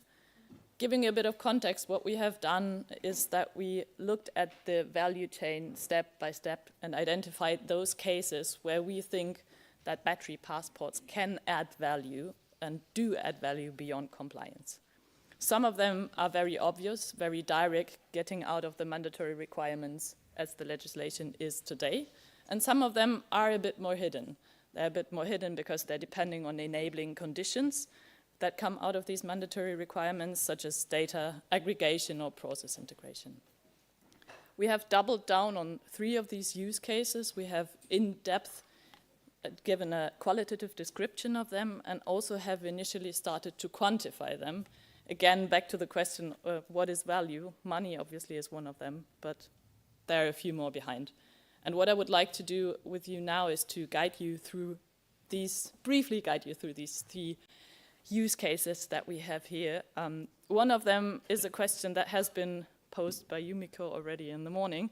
I'd like to get back on that. It's the end-of-life collection of batteries. We are convinced that battery passports can help to increase the batteries that are getting back to the market. Giving you a bit of context, an issue that was also mentioned in the morning is that there is a huge amount of cars, of vehicles that are where people don't know where they are. And around 40% of these vehicles with unknown whereabouts are getting exported illegally. And 50% of these vehicles with unknown whereabouts are getting treated illegally. And this, of course, at the one hand side is a massive loss of materials, especially with raising EV shares. It's a loss of materials that would be, or of batteries that would be available for a second life application, of materials that would be available for recycling. And it's, of course, a huge risk to the environment in terms of pollution and to social health in terms of people who are working in these illegal treatment facilities. And if battery passports are well connected to the deregistration processes of vehicles, for example, and export control processes, this can significantly reduce the amount of vehicles and batteries getting exported illegally, making them available for the European market, and also helping Europe's battery value chain to be more independent. That's one of the cases that might not be as visible as the others are that we have here, but I think it's very important to have that present. Another one might be easier to understand, or might be quite straightforward when you think about the battery value chain, which is the determination of the residual value of a battery. Imagine you're going to buy a used car and someone is asking you how much money you would pay for it. You obviously would want to know a few data points, like what car is it, what engine does it contain, how many kilometers has it run. And the same obviously is true for batteries. And the value of a battery is going far beyond the economic value or the value in money that you would pay for it. It's also determining whether you are going to be able to use that battery in another context. So batteries passport can help to reduce costs at one side because you know what you get and you have to test less, but on the other hand also help to make batteries or more batteries available for a second life application. And another case that has been mentioned a few times already today is the recycling case. I think also that is quite intuitive. If you've got data available on the composition of a battery and got clear dismantling instructions, that obviously makes recycling of a battery more efficient. We have quantified it. It's around 10 to 20% of the annual cost, operational recycling costs that could get reduced annually by 2045, because you need to test less. Again, as before, if you know what's inside, you don't need to test for it. You can reduce your dismantling costs because you know how to dismantle, you can automate, you can optimize your processes, and you can also optimize the overall recycling process because you will probably have a more homogeneous feedstock, will have less contamination. And all of that, at the end, brings us to having more battery materials available for recycling, making the European battery value chain more independent of other players. And that's, I think, quite an important point. And it comes hand in hand with environmental savings as well. If you've got less primary material that need to be sourced, you obviously also have less carbon dioxide emissions, less pollution, etc. This is just to give you an initial glimpse of all the hard work and the thinking that has gone into it. And I would like you to take it as an idea for creativity, because at the end, every one of you, everyone's who have their own businesses need to think about what value means for you. This can be a starting point, but as we heard in the morning, and as Keo, for example, also stated, this is beyond imagination. There are many, many more use cases than the 12 that we have worked on, but they can be a starting point. What I would like to close with now is that call to action. Like, one of them is identify your strategic opportunities. I think that's very important. The second thing is that you're obviously assessing implementation requirements. And I think everyone's doing that already, that you know which software to use, you know which hardware to use, which data to collect from whom, and how you're going to manage it. Because as we heard in the morning as well, data management is going to be a huge portion of the work that's going into battery passports. And then you obviously need to operate the battery passport. And once you've got all of that done, you need to select your implementation strategies. Think about what are you going to do in-house and what are the changes that you might need to do for that. What are you going to do externally? Are you going to work with a third-party provider for battery passports, for example? How do you empower them? And at the end, where are you going to join forces with your industry peers? Because if you don't have to do it alone, it's much easier.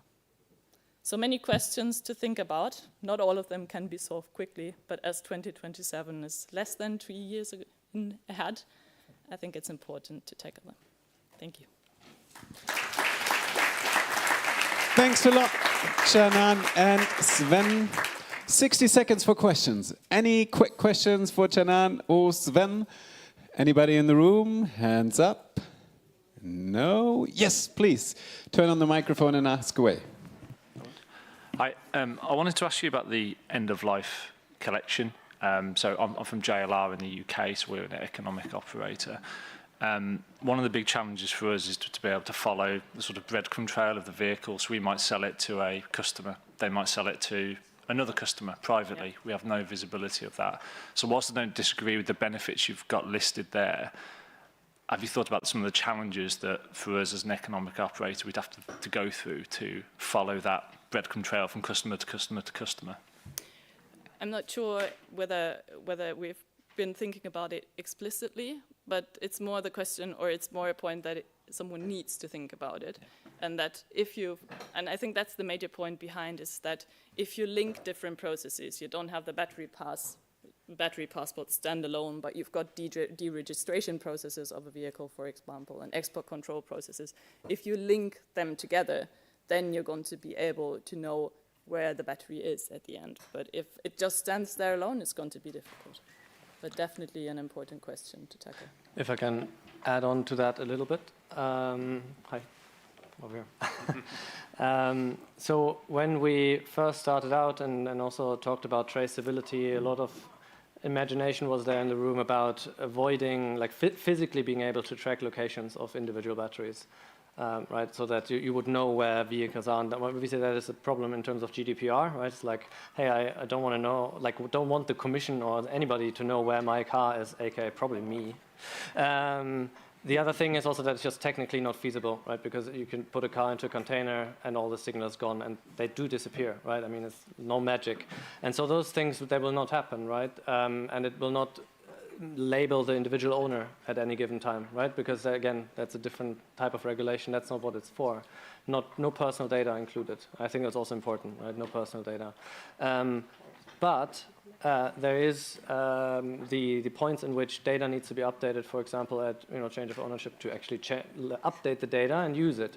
And so that is a point where that battery passport will, for example, get an update, or change of status, aka would they be put into a second life, and then it changes owner also, right? And in those cases, JLR as an economic operator would get note of that effectively, and right, also transferring out of the EU, for example, or deregistration. Those are kind of pinch points, if you will, where that would write onto the battery passport and thus also give an indication on the person writing on it, right? And that helps, right? But it's not a, I know where all the vehicles are, right? And with stationary batteries, you know anyway, right? Because they're all linked up, so.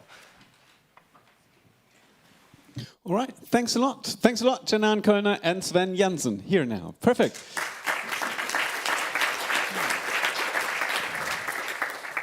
Now, I did promise some impact stories. How are industry leaders already using the battery pass to boost transparency, to boost sustainability and create value? Now, I mean, we've learned that in this project, there are quite a few stakeholders. They all have very different perspectives. And we also heard throughout a couple of presentations that it's very individual and context dependent on how exactly you're using the battery pass and how you're implementing it. And hence we get 3 perspectives in very quick succession. So a innovator perspective, a consortium perspective, and a commission project perspective. You'll get 5-minute pitches. And in the order of, yes, I hope our people pitching were prepared for the 5 minutes. So first up, we have Douglas Johnson-Ponskin. He's founder and CEO of Circular and will introduce a project they did together with Volvo. He'll be followed by Matthias Dorn, President Global Procurement at BASF. They are part of Path Era, so a joint collaborative project, a consortium project with BASF, BMW, Henkel, Cuttle, amongst many. Very exciting. They're basically building a huge platform based on Catena X. And we have Caroline Bernier, computer engineer and researcher at CEA, one of France's largest public research institute. And she's basically been the coordinator for Surpass, when it started out and they actually came up with the DTP idea, and now is also coordinating Surpass 2, where it's about scaling what they originally built. We'll start with Douglas. 5 minutes, let's go. Thanks very much. Let me introduce you to the EX90, which is the all-electric version of the XC90, which I suspect some of you might even drive. This is the first fully electric vehicle production car shipped to consumers from about June last year, with a battery passport as standard, the first in the world. And I want to unpack that for you just very briefly in terms of the journey to getting there, which hopefully will have some lessons that are relevant to many of you as you consider how to do this. This is live and ongoing, including the maintenance of these battery passports, these vehicles with battery health, for example, as was just described by Tillman. You'll get a chance to scan a QR code in a second to actually see what this looks like. It's, as I mentioned, the first battery passport on a production vehicle, and it's the culmination of about 4 years' work with that we Circular have done with Volvo Cars, initially to demonstrate traceability of one material, cobalt, to demonstrate responsible and sustainable sourcing, evolved into all of the other principal battery materials, and culminated in, obviously, the creation of the first battery passports about 2.5 years before the regulations come into effect. My last slide will draw out a few lessons from that journey, which are probably relevant to others. So you can scan that QR code on the left, which is a big version of the one that's actually on the B pillar of this car on the production line. All of these cars are made in South Carolina. What you will get is you will get the consumer version of this that, if you have an internet connection, that will take you to a version of the battery passport. If you had the Volvo Cars app as the owner of the car, you would get exactly the same battery passport, but it would obviously come through your app. Now, when you look through it, you will see everything except battery health at the moment. And you can click into it to look where the materials came from, the levels of recycled content, which countries those materials came from, as well as the static information about the nature of the battery. Now, the reason we're showing you this is because it is possible at production scale, and it is possible at an economic, that makes economic sense. And to give you a sense of this, battery passporting, including traceability through the whole supply chain, from mines to production, costs about $10 a car. And it's not just Volvo. there are multiple car manufacturers with whom we're working, that's a rough benchmark. In this case, Volvo's, of course, decided to buy rather than build its own software. There's quite a lot of operational change necessary inside a production plant in order to be able to bring the battery to a specific car, to connect the history of that battery to the printing of a QR code, which is both the battery and also the B pillar at the same time. That is not a trivial activity, and for most car manufacturers, these things are in the wrong place. For most car manufacturers, that is already a sizable challenge, particularly if you have multiple car programs and multiple production plants around the world. And that's why folks like Circular are taking on the bit of the consumer-facing side of it and actually acting as the data aggregator of it all. I mentioned that it's underpinned by traceability. So virgin material from mine to car, but also recycled material from scrap back into the next generation of batteries. And over time, of course, we expect more of that. It is a continual process of adding additional suppliers in the midstream to the supply chain. Inevitably, particularly given what's happened to commodity prices, we're seeing a lot of spot purchasing of materials within supply chains, which means onboarding more suppliers through the supply chain in order to maintain that level of traceability. And the reason for this is to be able to demonstrate responsible and sustainable sourcing. Certainly in the case of Volvo Cars, that's been the driver for them to try and do this much sooner in order to help consumers. Now, these are my lessons learned, and I'm into my last minute. It is possible to do this at scale. I mentioned that just now. It doesn't undermine the economics of electric vehicles or EV batteries at all. It's much, much, much more than an IT project. It involves, manufacturing processes, it involves R&D in terms of the static information, which is usually very disseminated inside a car manufacturer, and actually bringing that together into something coherent so that you can actually issue for each battery type the right information. That's taken a significant amount of time. And finally, as I've mentioned, it takes time. So the time to start is probably yesterday, but if you couldn't start yesterday, start now. Thank you.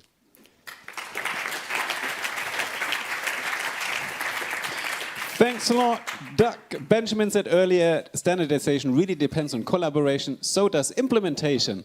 And hence we have Matthias on stage now. So thank you so much. Now, normally a film should start.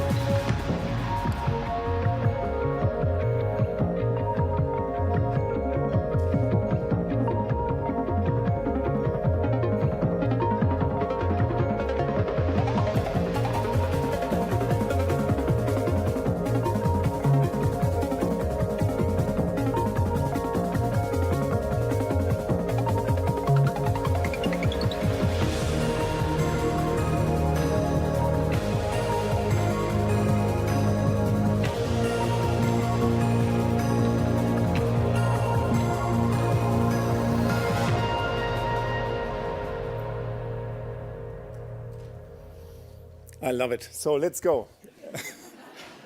So my name is Matthias Dorn. I'm responsible for procurement at BASF. So we are in the battery value chain, as most of you potentially do.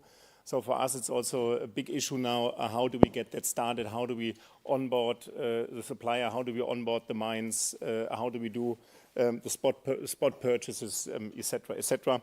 There we sat together with other industry players, was just mentioned. We are an industry approach, and we want to find solutions for the whole industry. When you look at it, we are really truly end-to-end, so from the mines, then over cathode active material players, but also OEMs, EV producers, to recycling. So more or less the whole end-to-end, the whole value chain. We are based on Catena X, so all the standards of Catena, decentral data, etc., is all applied to, so based on Gaia X, so another European standard where you are the sovereign of your data. So that was important to us, and of course based on the battery path blueprint. So currently we are following the rules set here in this team. When you look at it, What have we done as a team? So we have team players in from the chemical industry. BASF was mentioned, Henkel. We are together with BMW, Volkswagen just joined, but also when you look at Siemens as a software provider, and of course CATL is one of the largest producers for batteries. So we have jointly developed Path Era.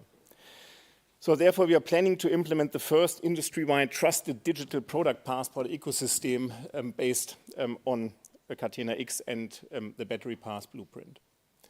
What is different, and I think this is what we always say, we appreciate that there are different alternative solutions overall available in the market, but what we see as industry players, we see that many vendors are coming from a more centralized and proprietary platform approach, that there's a high handling effort due to a vast amount of interfaces and also specific proprietary data formats, and that for us as industry players, it's really all about the data because we want to keep our data ourselves. We don't want to give our data away to somebody centrally who can then act and do things with our data.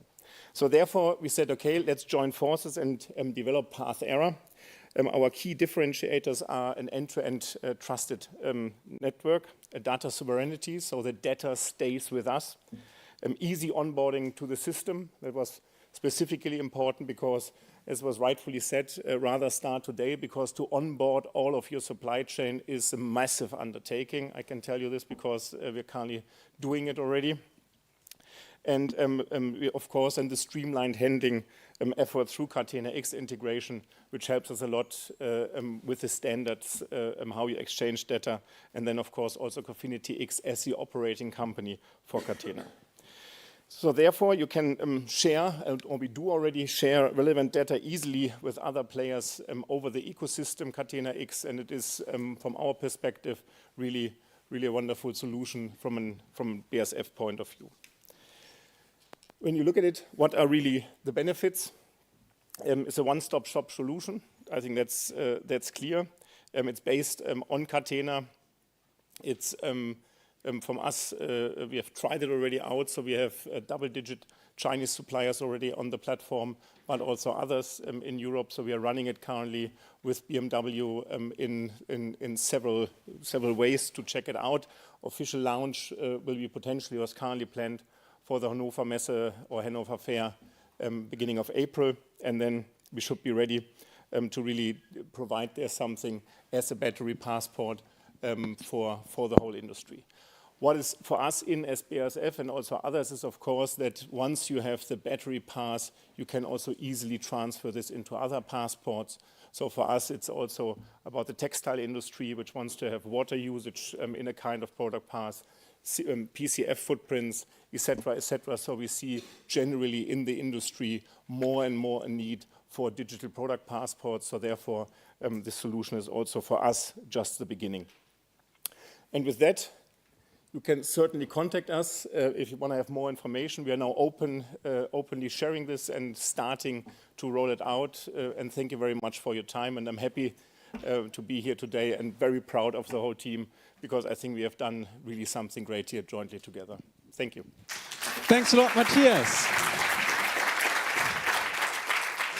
And as a little side note, it's also a great success story for Catena X. Nice to see how all these projects are slowly being woven together. Now, Caroline Bernier, welcome on stage, looking into this Path 2 update. Thank you. So it's a pleasure to be here. Thank you, Tillman, for the invitation. So if you can go to the slide that I prepared, this is a short summary. I have to click on something? Okay. Coming back, this one here. In this slide, you can see an extremely brief summary of the 13 pilot ecosystems that Surpass 2 is working on. You will not see a single battery because we are not authorized to work on batteries. So we are working on textiles, electrical equipment, tires, and the construction sector. So each one of these pilot ecosystems is about a dozen partners. And then some partners are creating DPPs. Some partners are using the DPP to do something circular with the DPP data. So that could be maintenance, repair, refurbishing, sorting, all sorts of things. And it's all of these use cases are different. So on our website, you can see a short 2-minute video for each one of these, and they're pretty cool. What DG Connect expects of us, because it's DG Connect that is funding Surpass 2, is that we bring quantitative proof that the DPP can bring business and environmental value in real-world deployments and at-scale deployments. And this value has to be in B2B settings. So it's not B2C settings, B2B settings. So what makes Surpass 2 special is that 11 of these 13 pilots are led by DPP service providers that are in direct competition with one another. So that's quite a lot of fun.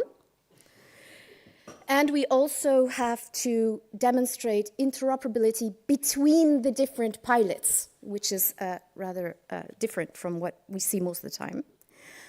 Also, every single one of these pilots is aspiring to have a compliant solution with respect to the ESPR standards and the JDC, the upcoming standards that are being developed by JDC 24. But beyond this, regulatory compliance is also aiming towards uses of beyond mandatory, beyond regulatory uses of the DPP. We definitely do see the DPP as the future digital infrastructure for Europe. So I was told, okay, where do you see there's the value in all this? So where do you see the opportunities for value? And so I have the privilege of receiving so many DPP use cases from all over the place, all over the world, in as many sectors that you can't even imagine you would build a DPP for, okay? So I'm always so amazed by all this creativity. So where I believe the DPP will bring value in the short term, so in the short term here I mean from 5 to 10 years, is in improving the efficiency of existing circular activities. Here I'm thinking about maintenance, repair, sorting, things that people are already doing, but that the DPP can help do better and more efficiently. And I think that this is where the DPP will bring value, economic value, in the very short term. Thank you very much.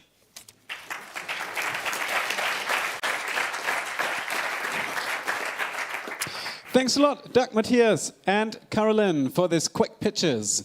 Now the big question is, from all these different regulatory requirements that businesses usually are met with, you sort of have to stack them. I know it's not an easy job. If you're a business, there's so many regulatory requirements in the EU, and you're like, okay, that one might be 3 years out, this one is next month, and then you prioritize them. And maybe in that timeline, 2 years seems like a very comfortable, long time, and still lots of time to prepare for the requirements of the battery pass. But I think time flies by rather quickly. And you might want to think about how you actually prepare for the battery pass requirements nowadays already. How do you put that project pipeline up? Who needs to be on board in your environment? And how can you take the lead? And that's something we'll answer in our final session today. And I'm very happy to hand over the session to our last moderator for today, the third moderator, Sophie Herrmann from Systemic. She's a partner and managing director Germany at Systemic and has a special focus on circularity and circular business models. So welcome on stage. Once again, we are very much looking forward to your questions on Slido, also by our online audience that has been participating very eagerly in the last 2 sessions. So send us your questions on Slido. Thanks a lot, Zach. Yeah, very happy to moderate the last panel here. I think we heard quite a bit that the battery passport can be done. That's what this consortium showed.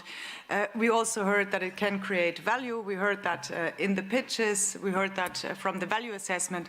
But the question is very much how to go about. So I would like to get very practical in terms of what are the real challenges that economic operators or suppliers encounter, and how do we go about tackling some of these in the next, not even 2 years. So I would love to invite Dr. Franz Geier. I've seen you here before. He's the head of technology cluster of BMW, but very importantly, he's also the leader of the task force of DPP of ACEA, which is the European Automobile Manufacturer Association. This is a bit of origami here. Then I would like to also invite Pierluca Cialoni. Pierluca, he is regulatory officer at ACEM, and he's representing the motorcycle industry in Europe. Next, we have Patrick Heininger. Welcome, Patrick. He's product manager at Smart Battery Solutions. And finally, Niels Steinbrecher, who I've also seen before. Welcome, Niels. He is Managing Director at SK Test Sustainable Battery Solutions. With this group, what I'm very happy to have a representation actually from everything from EV batteries to LMT, light means of transport. Yeah, I think we can say that at least that's what we would love you also to talk a bit about. To industrial batteries, to recycling. So quite a diverse representation of the different challenges and suppliers or economic operators of the battery types that the consortium has worked on. So I'm very happy to welcome you all here. And I would like to start with a very basic question to just ask, what do you think, how can the industry get proactive now and prepare for future data sharing requirements? I would love to invite each of you actually on that first question to give us your views of what is important now. Please, Franz, go ahead. Many thanks. I think a lot has been said already today. And I'm a bit laughing if you say what we have to do now. It was already said that it's not about now. We as BMW, we at least work on it since 2017, and we are not there yet. But having a project like this really helps us, and we somehow see how to achieve the compliance on the battery passport. But what would you see as well is a lot of efforts to overcome in the SME sector. We see that there are a lot of participants being obliged to help us to be compliant without any benefit for themselves. Unless they do not see this benefit, I think we have a lot of challenges. And if we start now with an MVP for the first implementation of a battery passport and nominate our supply chain and will nominate in a few years different players, how can they get up to speed? I think this is a big effort that needs to be overcome. And a last one, because I have a few more colleagues to follow and have similar arguments maybe. And a last one is really, we need to look for the implementation on the need-to-know principle. So what is really needed from each participant of the supply chain out of a battery passport, that we implement it very smoothly, and that we implement the right data, and that we not provoke IP and GDPR topics to be showstoppers. Really, what is the need to know? And in this case, few parties need to contribute, which is not on the table yet. And this is something to overcome, which is not an easy one, but I think we can make it. Thank you, Franz. Yeah, I think we had that earlier also in the policy discussion, this question of who actually gets access. Pierluca, please. Thank you, Sophie. Thank you to the Battery Pass Consortium for the invitation. Just a clarification, as motorcycle users, motorcycle sector, we are downstream user for both light means of transport and also electric vehicle batteries. So coming back to the question, how we can prepare for the compliance with the battery passport. I would like to stress that it's primary, is essential to start a dialogue with the battery supply chain. Today, as vehicle manufacturer, we need to change on what today is understood as battery. Because today, as battery, we understand the concept of battery is just a physical good. But this will change with the battery passport, because there will be a consistent and primary part that will be not a physical good, it will be the information good. So it will be strategic and important to start a strong dialogue with the entire supply chain. Will be primary to start to understand which are the best practice and to harmonize the process that can be used even if you are going to change your supply. And lastly, let's say, as motorcycle sector, there are, except some cases, there are a lot of small and medium companies. For them, let's say, it's essential to understand which are the legal definition to be compliant, let's say, with the battery passport. So this will be important for the vehicle manufacturer to start to think, and also to start to think an interpretation of the legal definition until there will be, let's say, the final one from the harmonization process or from the policymaker, let's say. And we heard also there's some work to do. Yes, please, Patrick. Yeah, I mean, as Gianluca just said, there is Gianluca, sorry. There is a first thing to do is really to say, okay, what is the perspective to speed up, and where do we have some time left? Because when we are thinking about repairability of small industrial batteries or LMT batteries, this won't be the thing to tackle with the current products that are in the market. But there are other things like the battery passport for products that will be still in the market in 2027, which we will have to tackle right now. So there is no time to really wait and check. It's the only thing that we have to check right now is what effort do we have to start with, and what time does it take us?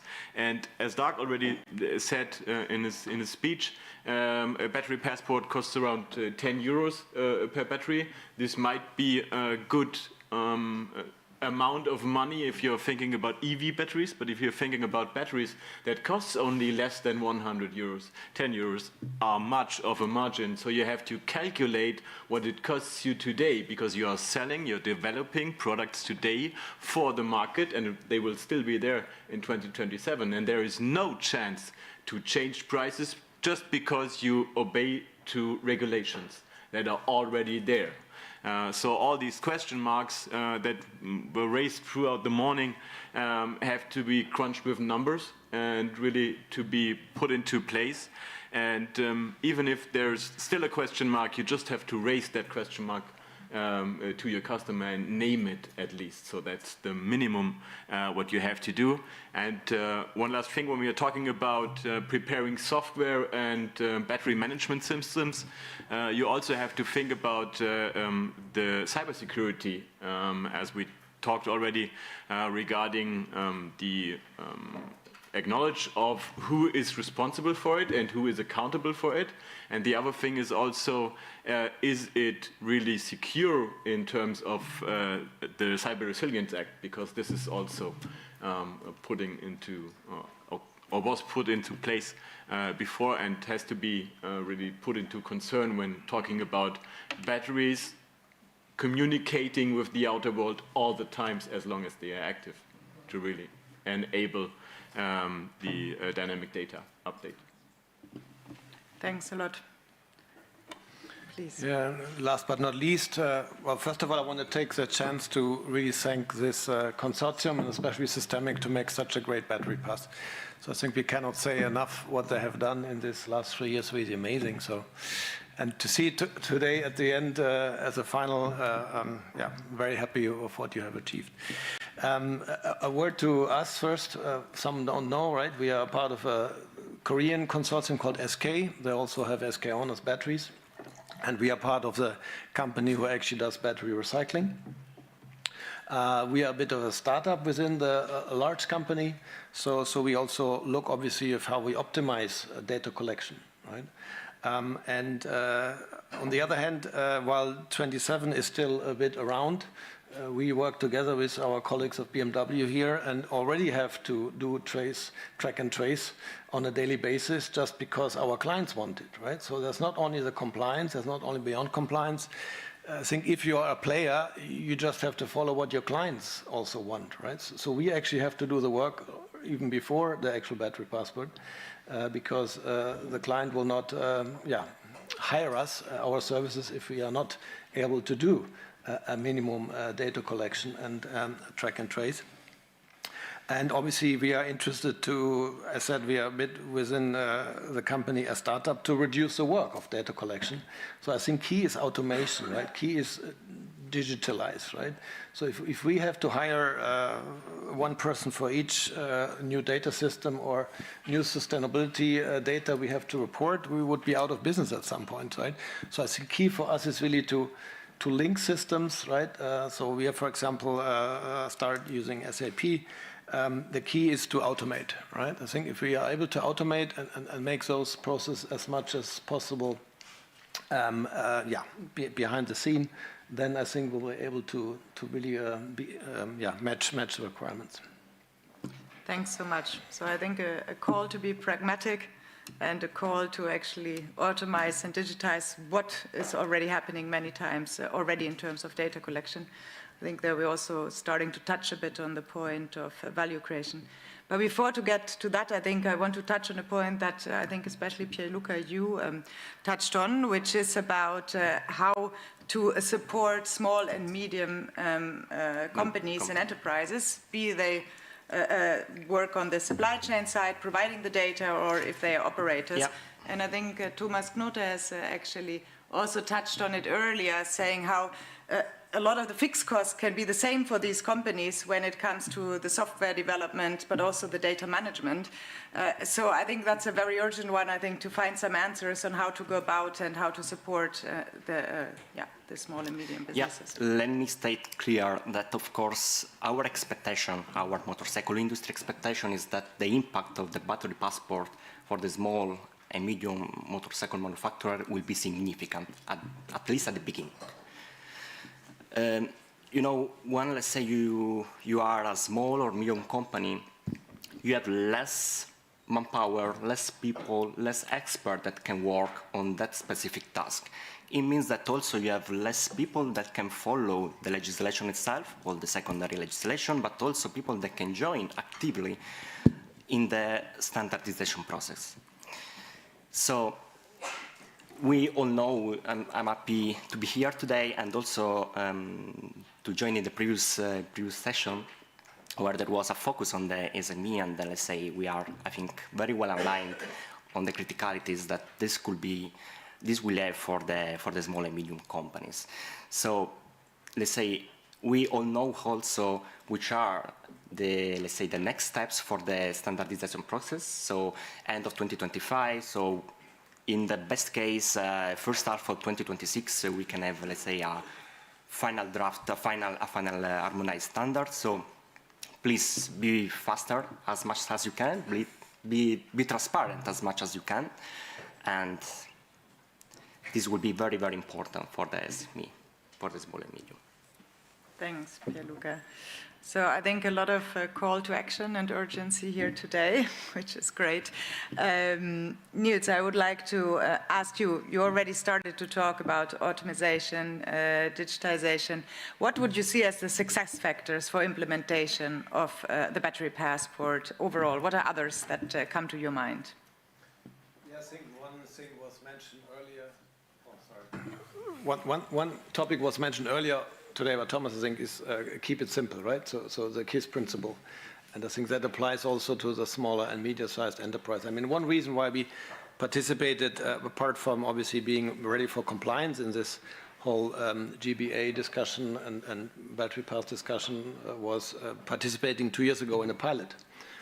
Right? So we participated in one of the pilots here from the battery pass. And I, as like a non-technical guy, was shocked about the detail to be provided, right? So keeping it simple and maybe have different levels also for different size of companies is something to look at, right? So how to give, I mean, in the end, I mean, there are pros and cons to all concepts, right? But obviously, US is strong in trial and error and do legislation later, right? But sometimes here I feel we do legislation first, and the supply chain of battery is not there yet, right? So we already have a very strict and complex legislation. And on the other hand, when we close the loop at the moment in Europe, we still have to ship stuff to North America and Korea because the important steps to actually build the batteries in Europe is not there yet, right?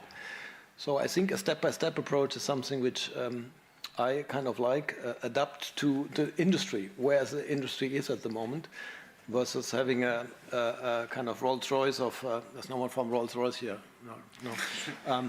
Rolls-Royce of regulations and compliance versus we are still in the basic stage of setting up the industry. Thanks. So another call, I think, for pragmatism, Yes. but also for an iterative process. Yes, please. Thomas. Sorry, I have to jump in because there was a question by Pierluca. I think it's very important not to wait for the standardization JTC 24. Why? Because this is just for the system. This makes maybe 10 to 15% of the effort to realize a battery passport. The other 80 to 85% is about data handling. And here we have some good news. Patrick had explained that we developed in the Battery Pass project exactly a reference model, how to deal with the data. And this is already applied in industry. And this can be applied by your association as well, because this is free of charge. This is a funded project. So you can just take it and try to deal with your association, with your small and medium-sized enterprises. So you have one investment, but application in different companies. So there is no, issue regarding, competition, because it's always the same. So I would like to encourage you to introduce the results of the Battery Pass project, because it's free of charge. You don't have to pay for something in order to apply and reduce the cost for your members. Good to iterate. Yeah. Just to react, I can assure that we are very well aware about the, the results of the Battery Pass Consortium. We are happy on that. And we also want more projects, not from also other countries, or from European, project on this. This is very, very well, a very, very good project for all, the motorcycle industry that was not part of the consortium. But as you said, it's free for everyone, it's accessible for everyone. So yeah, we thank you for that. Yeah, great. Thanks for that. And I think another point on how to go about, act as a multiplier. Yeah, please, Patrick, go ahead. I want to add something that is very important from my point of view. The one thing is to have the data knowledge to really know, okay, what data is needed. But the other thing that I would point out is that we really have to consolidate, at least at the SME level or at the non-automotive level, to really name it, to ask the information from the suppliers in the downstream process in the same way. Because if we really, all of us, the one uses a SharePoint, the other one uses an Excel, the next one uses any sort of database, and all of them are asking the information in different granularity, then we will really, it would take us months instead of weeks to really have a database that is useful for everyone. So I would really say white papers like the ones that were published in the Battery Pass Consortium in the last years, there could be more of them. And I'm not sure if they must be really driven by such a big project. It could be also smaller companies that come together and really say, okay, we all have the same problem, let's talk about it.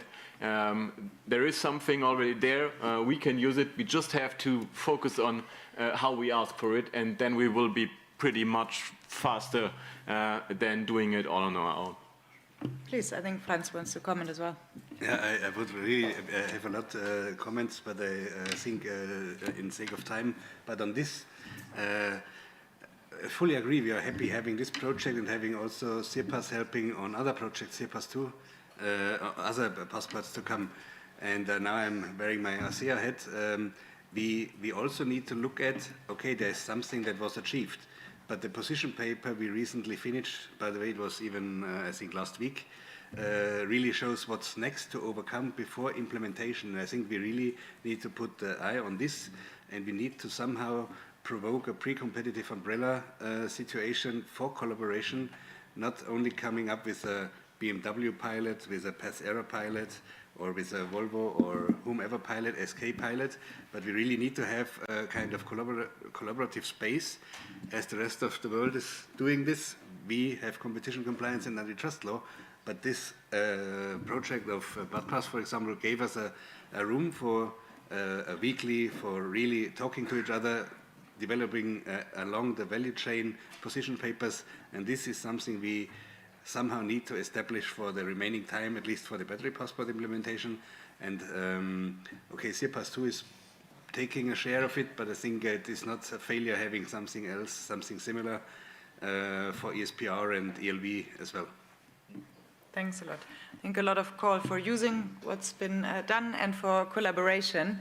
There is a decision to be made, I think, by companies that, Patrick, I would like to hear you again about. And that's the decision, do I build my own battery pass or do I outsource that service? I think we heard some pitches on that, but how do you actually decide how to go about? And would love to hear about that.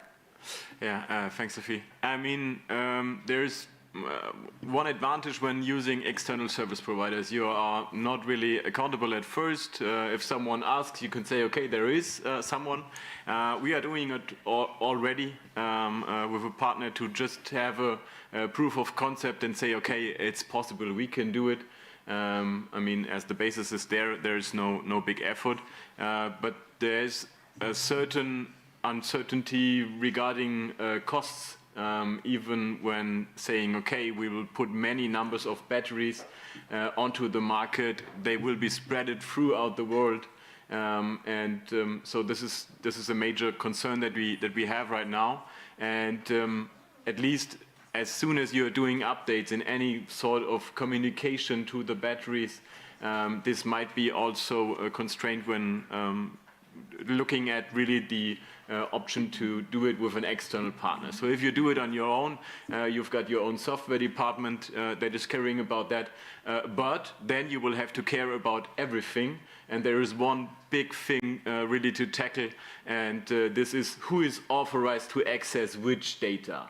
And this is really like a complex task, as already said, it's not only a software thing, it's much more than just IT. And the question is, can someone with a number of employees around 100 or 200 even handle this? In long term, it might be handled in short term, but it's something completely different if you talk about, okay, handling it 10 years and the amount of batteries that you will have to handle will raise all the time because we are producing batteries all the time. So the answer is, it depends, or yep. There are clear trade-offs, and probably we still need to learn more to how to handle these trade-offs between the control, but also the maintenance or keeping it manageable yep. for the battery passport operator. And at least we will do both. So, but because at least the preparation is the same, so starting it, we will do both. Work with external and prepare yourself, and then see what happens in keep the options the next year. Yeah. Great. No, thanks so much for that. I'm looking a bit at the time.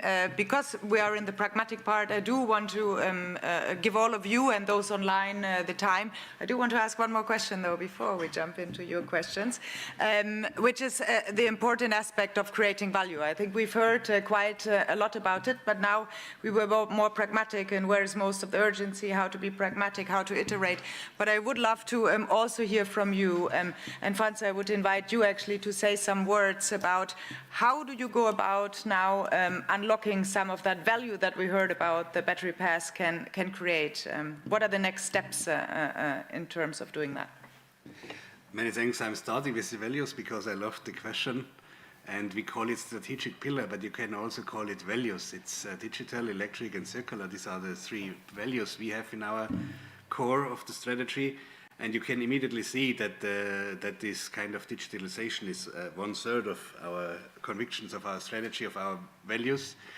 And maybe starting a bit earlier, since more than 10 years, we tried to have a digital supply chain, and we have had contracts out to stimulate this digitalization of the supply chain. But in the end, we ended up, and the number is getting minor, but the number was more higher in the beginning. You can have your supply without data or none of both, because there are no data, and we are getting more and more into a now digital supply chain, and now we are coming back to the value of a digital supply chain. If we would have had a digital supply chain from the very first beginning, we probably wouldn't have needed this regulatory framework, because it would have been easy to apply. But as it didn't work without this pressure of a regulation in our back, that's where we ended up. But as we do comply, we also use this not only to be compliant, but also to have the advantages of this digital supply chain, which means we can react very fast downstream when there's some quality issues. But we can also, as it was mentioned before from Caroline, for example, we can also have way more benefits in the sorting process. We can probably also enable the circular economy way better than without these digital passports. And we have, next to the 3 strategic pillars, we also work since years on a kind of tool. It's called DIVA, Digital Vehicle. In German, it's digitale Fahrzeugakte. It's then a digital vehicle map or something like file, where we really try to have not only the upstream data, so far they are available, but also the entire life cycle, the using phase, and the downstream. And the using phase is very important because we have predictive maintenance. We do have issues for the customer. We do have also knowledge about our fleets. And by the way, the average fleet age is 24 years, which is also showing that the quality of the product is really good. And to ensure and to improve the quality, digital tools will help. Just a few words on side effects of a digital supply chain. Yeah. Mm-hmm. So it's how to go about is to digitalize, but the value is ultimately for the customer, for a longer lifetime. So also in a way for material, saving material. Predictive maintenance and circular economy, quality. Fantastic. Well, thanks so much. I think with that, we have about 10 minutes left, and I would love to jump into questions for the audience on anything on how to go about implementing the battery pass. Absolutely. We already have 2 questions from the online audience. If there are more questions, now is the time to post them. Let's start with those 2. What are the consequences if an OEM is not compliant with the regulations by 2027? And what is the connection to the car homologation? Anybody with a good answer?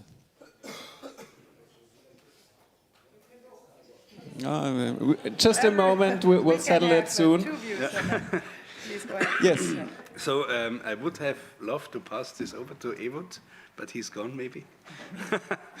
The thing is, the connection to the homologation is not there. Homologation is one topic, but to be compliant for the rules of the market of Europe according to the battery regulation, that's another topic. So far there is, at least from my knowledge, no penalties or anything. So far it's only you cannot place your product in the market if you're not compliant. That's it. If that's not a penalty in itself. Yeah, but the penalty would mean you can place it and then you have to pay a fee. But this is not fully. So I would have loved to pass it over to Evert. So. But we also have Pierluca. No, just to complement what Franz was explaining to you. No, there is no connection with the car or motorcycle moped step approval or homologation, whatever you want to call. And this is also a challenge, at least the motorcycle industry see, the applicability of some requirements to the spare part batteries that are used for the old vehicles. So vehicles that are already in the market already today, but that from February 2027 shall be compliant with the battery passport. Mm-hmm. Now there's more questions coming in. How would you distribute the cost of battery passes to one-time installation versus regular running cost? I know somebody in the audience who feels passionately about that question. Yes, you already made the case for SMEs using it cost-free. But you ask the wrong people, because I'm a researcher. So I have, on the one hand, I have to provide different answers. So it's at least very dependent how you made care your implementation. If you invest less in order to have manual operation, then in the operation you have a lot of cost. If you would like to have a fully automated chain, then you have normally to invest a lot into the implementation. So at least it is dependent on each other. Tilman, you also want to add something to that point? Yeah, and as Systemic, as an advisory firm, obviously we're not implementing it with ourselves, but we did in our value assessment study, and so I can recommend reading that. Look into that, into the cost buckets as well, not only the value and revenue or benefits side, but also the effort to make it happen. And I showed in the very first presentation a little pie chart where we did a rough appraisal, hypothetical, right? Because the systems aren't at scale in the market, of how the experts actually estimate the efforts across, typical data implementation processes, and the results was that about 90% was kind of fixed cost, which probably is fairly typical for a software project, right, where the effort can be quite substantial, but then the marginal cost to scale this up are super, super minor, and so getting this done, that's the reason why it's so challenging for SME. It may be expensive upfront, but then in the long run, just operating it is probably quite affordable, and therefore, there's a return on it ultimately. Nice. Unless you have something to add, I would move on to the next question, because there's still enough questions for everybody. What are the actual values and benefits of the battery passport for economic operators? I mean, that Tilman, you already mentioned it. Look at the white paper. Everything is described there. We really put in some efforts there. Maybe just to mention, I was in the project at the beginning, and we did that very intensively. And we had major discussions about it. And so there are many values and benefits for economic operators that you can think of in long term. In short term, we are only talking about efforts. But you can also talk about benefits in short term if you just say, I will do it better than another supplier will do it.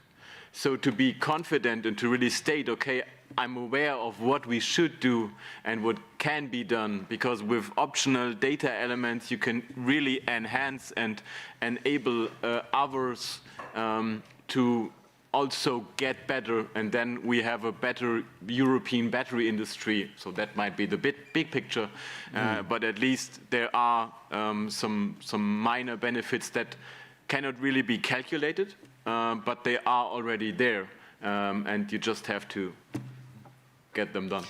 A quick addition, yes? Yeah, quick addition to that. So I can only support what Sven and Canon earlier said, the third business case you have presented. Right, so I don't want to say somebody was paying attention. Yes, of course.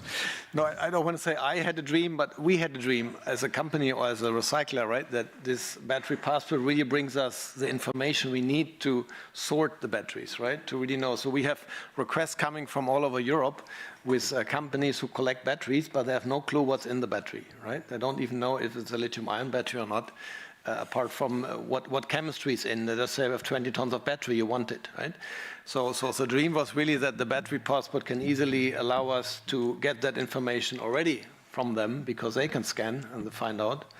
And last but not least, the costs at recycling for us at least are in discharging and dismantling, right? So if we can automate that through the battery passport, that's really an amazing outlook for us as an industry.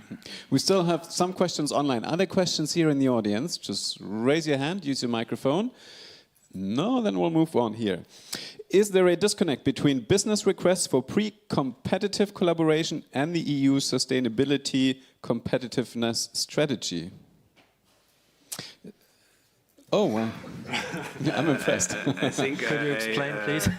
This is a general question. I was calling for a pre-competitive collaboration because due to the fact that we have antitrust and competition compliance, we are not allowed to collaborate.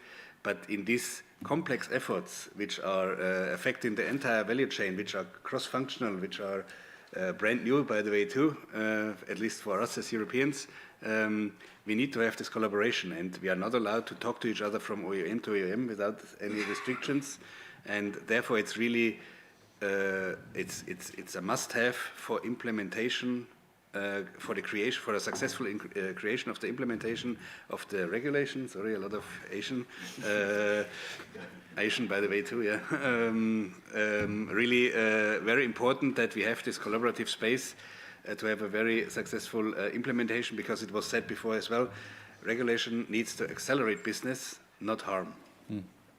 We still have 2 minutes on my clock, so 2 questions left. During the presentation, a rough price order was $10 per product. Do you have knowledge of other price points or cost estimations? For LMT, it's high.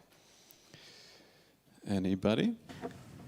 I admit to not know the exact, let's say, price for product. What we know, the estimation, let's say, the impact, as said before, will be relevant, especially for the LMT. Yeah. Okay, and a last question: how is it going to be guaranteed? Oh, how is the truth of the data going to be guaranteed? Does the passport parameters? Do the passport parameters be required to be certified?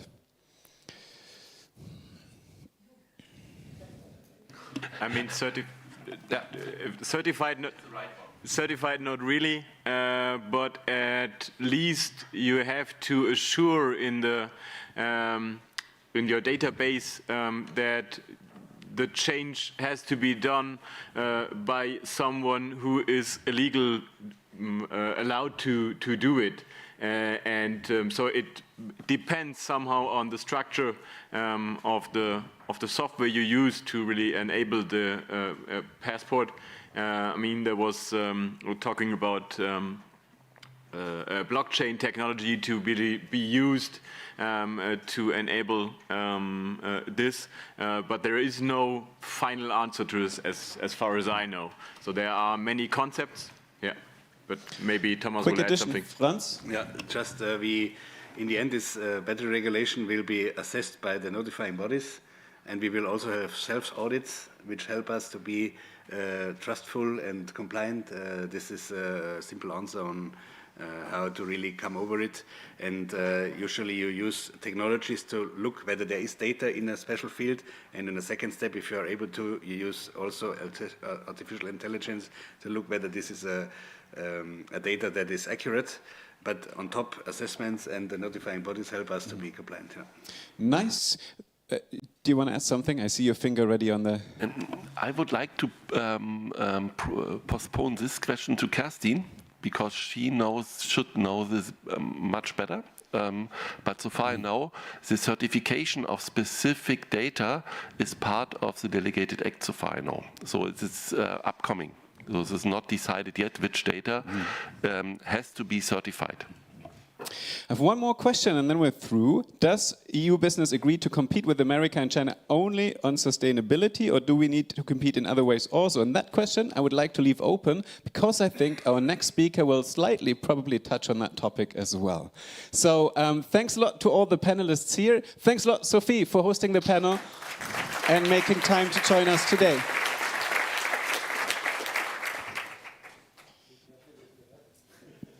Now we'll just take a moment until you all manage to climb out of the stage.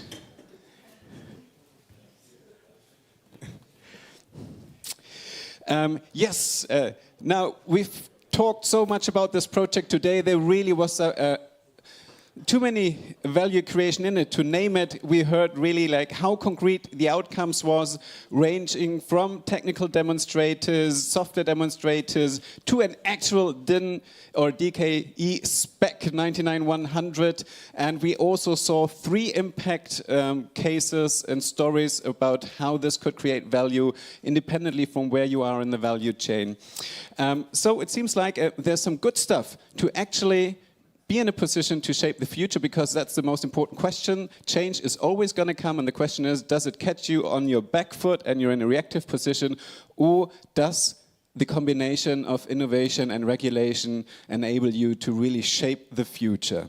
And all of this would not be possible, of course, without the generous funding of the German government. Hence, we're very humbled to have Michael Kellner with us this morning. And in order to close the loop, we're very happy to have another representative of the German government with us for the closing, Christine Lambrecht. She's an attaché for internal market industry and technical harmonization at the permanent representation of the German government in the EU.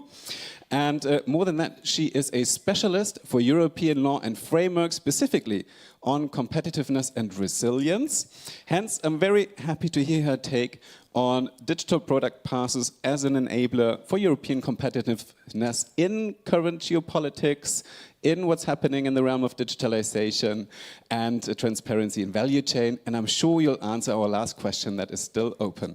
Welcome on stage, Christine Lambrecht. So those work on their own? Perfect. Yes, they do work. So that's quite a tall order you gave me here, I have to tell you, especially since we only had elections on Sunday, and I would assume a lot is still up in the air. But nonetheless, I will try to make a few points. I only brought one page because I assume you had a long day, a lot of exchanges, and your brains are already full, and the last thing you need is someone talking long speeches.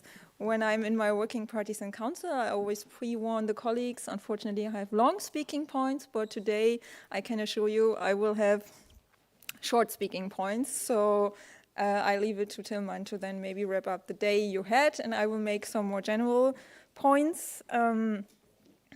As has been said, I have been working in the Perm Rep for more than 5 years now, and particularly I worked on eco-design. I also worked on standardization, so I'm very happy to be here today because I think the work I did on certain files nicely ties in with the overall direction of the next commission and the priorities. So thank you for inviting me to close this event and also the 3 years of work you've done. I want to congratulate you, obviously, on your hard work and on the results you achieved. And I want to take this opportunity to maybe take a look at the broader context in which we place also this project and the contributions you have brought to our debate. So, as you're all aware, the discussion ever since we had the new commission and the new commission president was very focused on competitiveness and especially also on digitalization, standardization, and also circular economy from the viewpoint of being more resilient and creating business models. So maybe a quick glance at what we, for instance, did as Germany together with France and Denmark and Cyprus and Poland. We published a paper together on standards and digitalization in the realm of making doing business in Europe easier, and I think what we did in this paper also ties into what you're trying to achieve here for the battery passport. So competitiveness is the top priority for member states and for the Commission. And in this respect, obviously the battery passport in particular, but also digital product passports in general can support business models and circular economy and can make doing business in the European Union easier. So they can simplify the work of companies by providing an easy way to know what went into products. They can create new business opportunities, for example, when it comes to recycling, which will be, I think, at the intersection of being more sustainable, being more resilient, and also being more competitive. And they can make us more resilient and more sustainable by reusing what we already have and giving products or components a second life. So what do we need to do to kind of make this feasible in practice? We need to get the technical solutions right, so which means we need a clear and easy to use for everyone system. And this is where standardization comes into play. And I still remember when we had all of these discussions in our industry working party, how important the European Union is as a standard setter in the world and how important standardization will become also in the realm of geopolitics. So creating standards for data and data exchange will help businesses do business easier and will also support the implementation of digital product passports. So thank you again for all the work you've done on the battery passport, which will, I believe, also pave the way on the more general work on digital product passports. On behalf of my ministry, a very warm thank you for your inspiring work on the issues of circularity, sustainability, also digitalization and standardization. Keep up the work and the dedication, and thank you very much for this project.